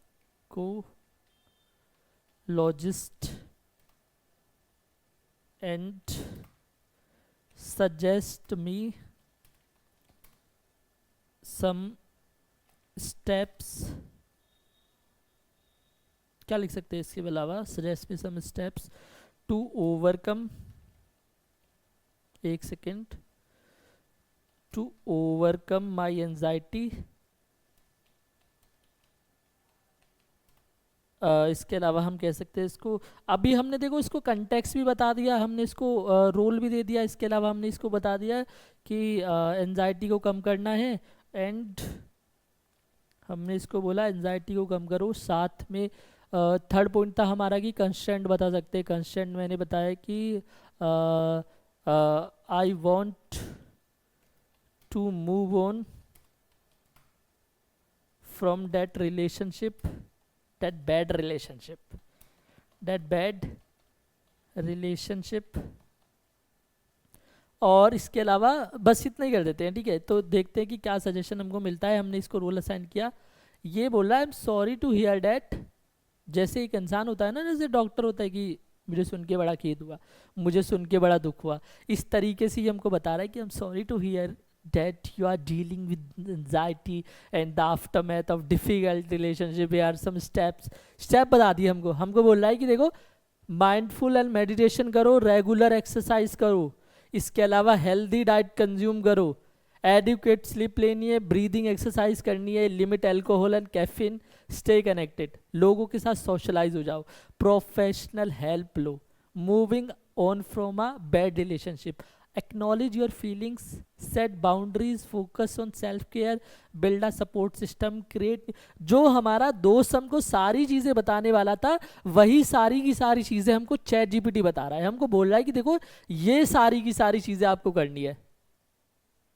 तो हमने एक रोल असाइन किया, एक कंटेक्स्ट दिया, एक टास्क दिया, इसके अलावा हमने उसको बताया कि देखो ये हमारे कंस्ट्रेंट है और हमारी ये एक्सपेक्टेशन है। आप पूरा डाल सकते हो, इस तरीके से आप एक क्वेश्चन को फ्रेम कर सकते हो। जब आप एक इस तरीके के क्वेश्चन को फ्रेम करोगे तो आपको ये कुछ इस तरीके का आंसर देगा। आपको हिंदी में पूछना है, ये आपको हिंदी में आंसर करेगा। मैंने बोला कि मैं इस दुनिया को जीतना चाहता हूँ, को जीतना चाहता हूँ, क्या करूँ बताओ, क्या करूं भाई। तो देखते हैं ये क्या कहता है। दुनिया को जीतने के लिए आपको आत्मविश्वास, दृढ़ संकल्प होता है और सही दृष्टिकोण की आवश्यकता होती है। यहाँ कुछ सुझाव दिए जा रहे हैं जो आपकी मदद कर सकते हैं। आत्म सुधार, शिक्षा और कौशल विकास, अपनी एजुकेशन पे ध्यान दीजिए, स्वास्थ्य और फिटनेस, हेल्थ के ऊपर सबसे ज़्यादा ध्यान देना है, लक्ष्य निर्धारित करो, अपने फोकस करो लक्ष्य पे, सकारात्मक दृष्टिकोण रखो, पॉजिटिव चीज़ें करो, ठीक है, और अपना पॉइंट ऑफ व्यू, परसेप्शन, ये सारी चीज़ें पॉजिटिव रखनी है। तो ये हमको पूरी की पूरी एक लिस्ट बना के दी है और लास्ट में हमको कह रहा है इन कदमों का पालन करके आप न केवल अपने जीवन को सफल बना सकते हो बल्कि दूसरों के लिए भी प्रेरणा का स्रोत बन सकते हो, ठीक है।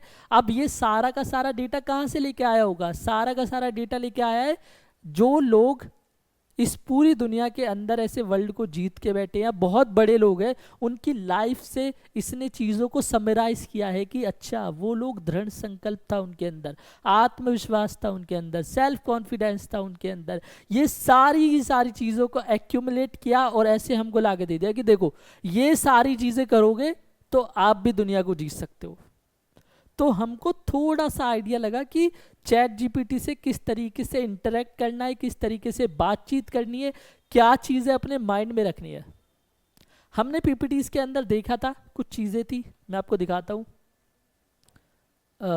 ये था कि वेबसाइट को बिल्ड कैसे किया जाए। पहली चीज़ ये थी, वेबसाइट को बिल्ड करने में काफ़ी ज़्यादा टाइम लगता है, हम इसको विद इन अ सेकेंड करेंगे। इसके लिए हमारे पास एक गामा नाम का टूल है, वो हम उसकी हेल्प लेने की कोशिश करेंगे।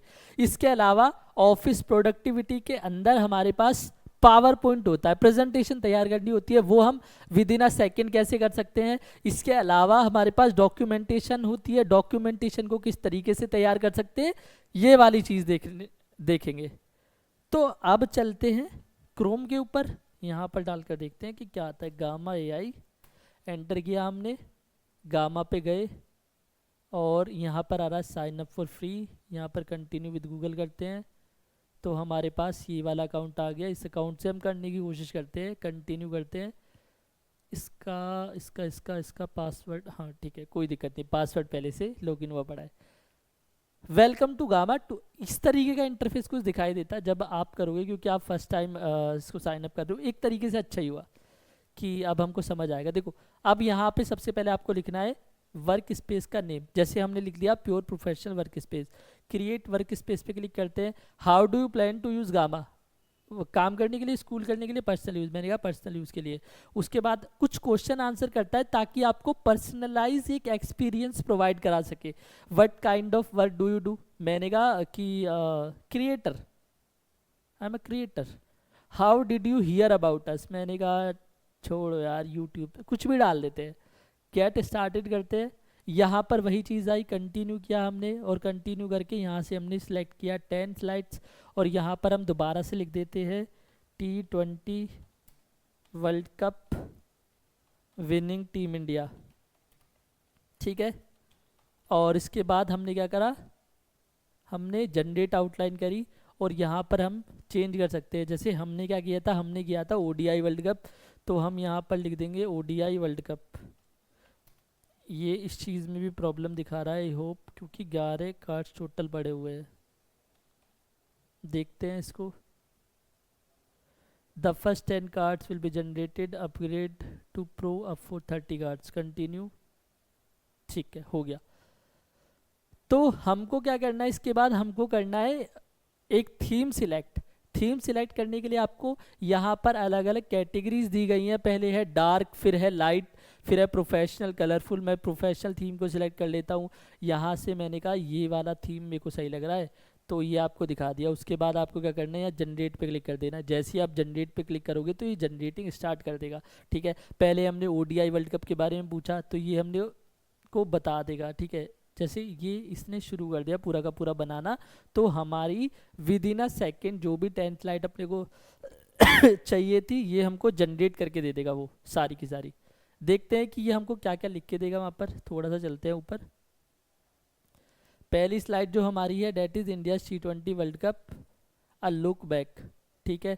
ये पूरा का पूरा स्क्वाड की फ़ोटो के साथ चीज़ें डाली हैं। उसके बाद इंट्रोडक्शन एंड टीम ओवरव्यू क्या था, ये हो गया।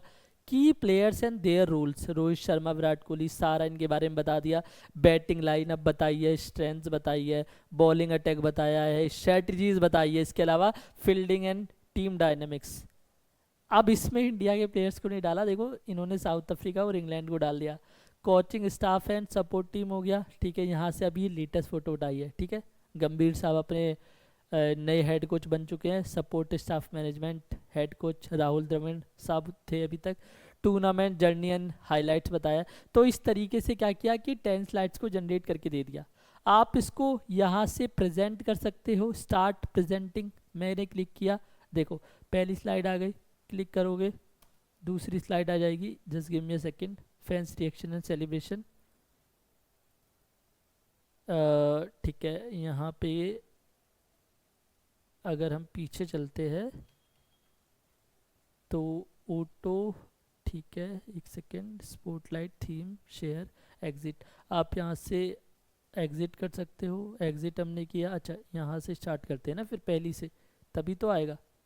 तो हम हैं अभी यहाँ पर पहली वाली पे और हमने करा प्रेजेंट, तो ये हो गया पहला। उसके बाद अच्छा, ये 1 बाय 1 करके दिखा रहा है, ठीक है, समझ गए। 1 बाय 1 इसको दिखा रहा है, ठीक है। तो आपको वापस, यानी कि जिस स्लाइड के ऊपर आप हो, जिस प्रेजेंटेशन के ऊपर हो, आपको वो प्रीव्यू दिखा दिया उसका। इसके अलावा आप क्या कर सकते हो, इसके अलावा आप इसको एक्सपोर्ट भी कर सकते हो। जैसे यहाँ पर आपको ऑप्शन मिलेगा एक्सपोर्ट करने का, तो आप जब एक्सपोर्ट पे क्लिक करोगे तो एक्सपोर्ट टू पीडीएफ करना है या एक्सपोर्ट टू पावर पॉइंट करना है, आप ये चीज़ भी कर सकते हो। पीडीएफ की फॉर्म में या पावर पॉइंट की फॉर्म में आपकी जो भी स्टोरेज होगी वहाँ पर जाकर ये स्टोर हो जाएगी। हालांकि एक डिसएडवांटेज है, क्योंकि फ्री वाला वर्जन यूज़ करोगे तो वाटर मार्क आएगा नीचे यहाँ पर गामा एआई का, तो वो आपको थोड़ा देखना है कि अगर आप उसके साथ कंफर्टेबल हो तो ठीक है, अगर नहीं कंफर्टेबल हो तो आपको फिर ख़रीदना पड़ेगा पूरा। तो हमें समझ आए कि किस तरीके से हम जनरेट कर सकते हैं। अगर आप चाहते हो कि आपको ये वाला थीम पसंद नहीं आ रहा, तो आप यहाँ से थीम को चेंज भी कर सकते हो, इसको शेयर भी कर सकते हो। शेयर कर सकते हो, कोलैबोरेट कर सकते हो, एक्सपोर्ट कर सकते हो। तो ये सारे के सारे फीचर्स हमको मिलते हैं। थीम को सपोज कीजिए आपको ये वाला थीम पसंद आ रहा है, तो आपने ये वाले थीम को सिलेक्ट कर लिया, देखो पूरा का पूरा चेंज हो गया। या ये वाले थीम को पसंद किया आपने, इसको सिलेक्ट किया, ये सारा चेंज हो गया। इसको यहाँ से क्लोज कर देते हैं, नीचे चलते हैं वापस और हम बैक टू प्रॉम्प्ट चलते हैं, ठीक है। यहाँ पर आ गए, यहाँ पर देखो हमने ओडीआई वर्ल्ड कप डाला था लेकिन इसने दिखाया नहीं। तो कई बार एआई हमारी ये चीज़ भी करते हैं, तो आपको ये नहीं सोचना कि बिल्कुल आपको एक्यूरेट आंसर निकाल के देगा, नहीं, आपकी हेल्प कर देते हैं। यहाँ पर देखो पूरी ऐसे प्रेजेंटेशन बना के दी, साथ में हमसे ये पूछता भी है कि जो भी आपको टेक्स्ट दिखाई देने वाला है वो ब्रीफ दिखाई देना चाहिए, मीडियम दिखाई देना चाहिए या डिटेल दिखाना चाहिए। तो सारी चीज़ें हमसे पूछता है। और जो इमेज है वो कैसी दिखाई देनी चाहिए, वेब वाली दिखाई देनी चाहिए। जैसे हमने अभी देखा ना कि इमेजेस भी आ रही थी, इसके अलावा एआई वाली इमेजेस आनी चाहिए। आपको ये चीज़ देखनी है कि अगर आप वेब वाली इमेजेस को लेते तो हो सकता है कि किसी इमेज के अंदर कॉपीराइट का इशू आ जाए, लेकिन एआई वाली इमेज में तो कोई कॉपीराइट का इशू नहीं है। अभी हमने देखा जब हमने डॉली को यूज़ किया, डॉली टूल को जब हमने यूज़ किया तो हमको पता चला कि यार ऐसी कोई इंटरनेट पे इमेज तो एग्जिस्ट नहीं करती होगी ना जिसके अंदर एक सांप और एक इंसान बैठ के आराम से चिल कर रहे हो और स्ट्रेंजर थिंग मूवी देख रहे हैं। जो चीज़ें हम उसको बताने की कोशिश कर रहे हैं एग्जैक्टली वही चीज़ें वो हमको जनरेट करके दिखा रहा है। तो इसी तरीके से जो भी इमेज जनरेट होगी एआई वाली, अभी हम अगले उसमें देखेंगे इसको, वेबसाइट वाले में हम देखेंगे इसको। तो एआई की इमेज पे कोई कॉपीराइट नहीं आएगा, वेब की इमेज पे आ सकता है। तो आपको ये वाली चीज़ ध्यान में रखनी है। वापस चलते हैं, होम पे चलते हैं वापस, और यहाँ पे क्रिएट न्यू एआई करते हैं। यहाँ पे दूसरा ऑप्शन देखते हैं वेबसाइट वाला। वेबसाइट पे गया, हमने कहा ठीक है 8 पेजेस की वेबसाइट बनाते हैं, और हमने हमारा एक एजुकेशनल इंस्टीट्यूट है प्योर प्रोफेशनल, तो उसी की वेबसाइट बनाते हैं। हमने बोला प्योर प्रोफेशनल स्किल डेवलपमेंट, एक सेकेंड, डेवलपमेंट इंस्टीट्यूट। तो हमको इसके ऊपर वेबसाइट बनानी है। हमने एंटर किया तो आउटलाइन जनरेट हो जाएगी। अब क्या क्या बताएगा, about our institution, our mission and values, our course offering, instructor profile, student success stories, tuition and financing, frequently asked question, और लास्ट में कॉन्टेक्ट अस।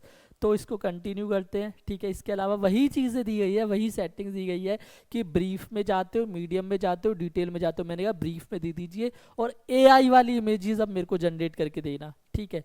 और एआई इमेज जनरेट करने के लिए जिस मॉडल का ये यूज़ करेगा, जिस टूल का ये यूज़ करेगा, वो टूल है प्लेग्राउंड 2.5।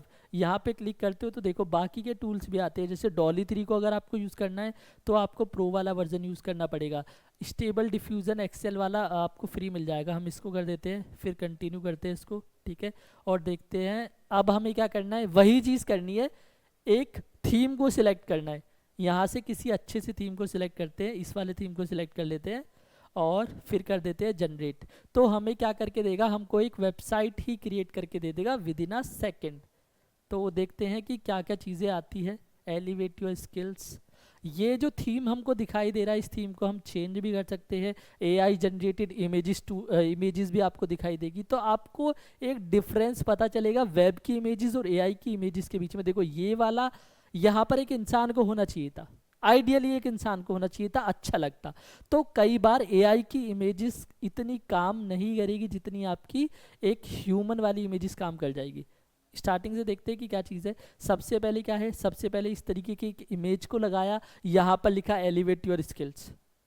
उसके बाद अबाउट आर इंस्टीट्यूशन, इसके बारे में आप यहाँ से एडिट भी कर सकते हो जो भी चाहते हो, ठीक है। Our mission and values, our course offering software development, data analytics, project management, इसके अलावा design and creativity. Design and creative, instructor की प्रोफाइल के बारे में बताया गया है, यहाँ से आप चेंज कर सकते हो, इवन फोटोज़ भी लगा सकते हो, स्टूडेंट की सक्सेस स्टोरीज, ये सारी की सारी चीज़ें।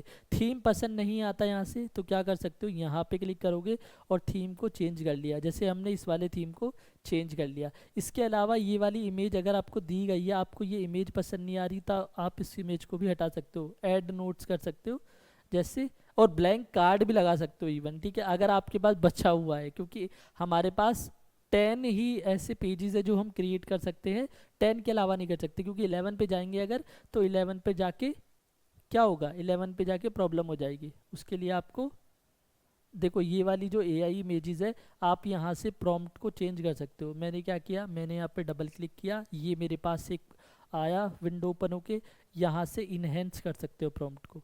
देखते हैं, इन्हेंस किया, ठीक है, और ये हमको जनरेट करके देगा। देखते हैं क्या जनरेट करके देता है। तो अगर एआई आपको जो भी इमेज जनरेट करके देता है, अगर आपको वो पसंद नहीं भी आए तो आप उसको इन्हेंस कर सकते हो। जैसे ये वाली दी है, ठीक है, हमने कहा चलो ठीक है ये वाली ले लेते हैं या ये वाली ले लेते हैं। आप इस तरीके से, या फिर आप ये जो प्रॉम्प्ट लिखा हुआ है ना पूरा का पूरा, इस प्रॉम्प्ट को हटा के आपको जो प्रॉम्प्ट पसंद आता है आप उस तरीके के प्रॉम्प्ट को लिख सकते हो। जनरेट पे क्लिक करोगे आपको जनरेट करके दे देगा। ठीक है। इमेजेस पसंद नहीं आती, आप उसको चेंज कर सकते हो। कंटेंट पसंद नहीं आता, आप उसको चेंज कर सकते हो। जैसे हम क्या करते हैं, हम यहाँ से इसको हटा देते हैं। Just give me a second, हमने 1 सेकेंड दीजिए मेरे को। हम यहाँ पे क्लिक करते हैं और इसको हटाने की कोशिश करते हैं। ठीक है, हम यहाँ पर अपने इंस्टीट्यूट का नाम डाल देते हैं। हम यहाँ पर लिखते हैं pure professional educational, 1 second, pure professional skill development institute. ठीक है, इतना हमने किया। अब देखो, अब ये पूरा का पूरा इस तरीके से आ गया। तो आपको कंटेंट अगर चेंज करना है, कंटेंट के अकॉर्डिंग आपके जो इमेज का ओरिएंटेशन था, साइज था, वो भी चेंज हो गया। जो चीज़ हम प्रेजेंटेशन के साथ कर सकते थे वही हम इसके साथ कर सकते हैं। हमको अगर एक्सपोर्ट करना है तो यहाँ पर एक्सपोर्ट पे क्लिक करेंगे, एक्सपोर्ट टू पीडीएफ आ जाएगा, एक्सपोर्ट टू पावर पॉइंट आ जाएगा। या फिर अगर आपको इस वेबसाइट को पब्लिश करना है तो आप पब्लिश पे क्लिक कीजिए और देखिए ये पब्लिश हो जाएगी। हालांकि वैसे पब्लिश नहीं होगा, आप इसको देख सकते हो कि किस तरीके से ये दिखाई देगी वेब के ऊपर। तो ये आपका पहला पेज हो गया, ये आपका सेकंड पेज हो गया, ये आपका third page, fourth page, fifth, six, seventh, eighth. जैसे यहाँ पर इसने इमेजेस नहीं लगाया, आप क्या कर सकते हो, आप इसको रिक्वेस्ट कर सकते हो कि मुझे, जब आप वो प्रॉम्प्ट लिखते हो ना, तो आप लिख सकते हो कि मेरे को मेरी वेबसाइट के हर एक पेज के अंदर एक इमेज चाहिए। तो वो आपको हर एक पेज के अंदर इमेज को लगा कर देगा। वापस से चलते हैं और यहाँ पर देखते हैं, होम पे चलते हैं वापस और डॉक्यूमेंटेशन देखते हैं। ठीक है, क्रिएट न्यू एआई पे क्लिक करते हैं, जनरेट करते हैं, डॉक्यूमेंटेशन पे क्लिक करते हैं।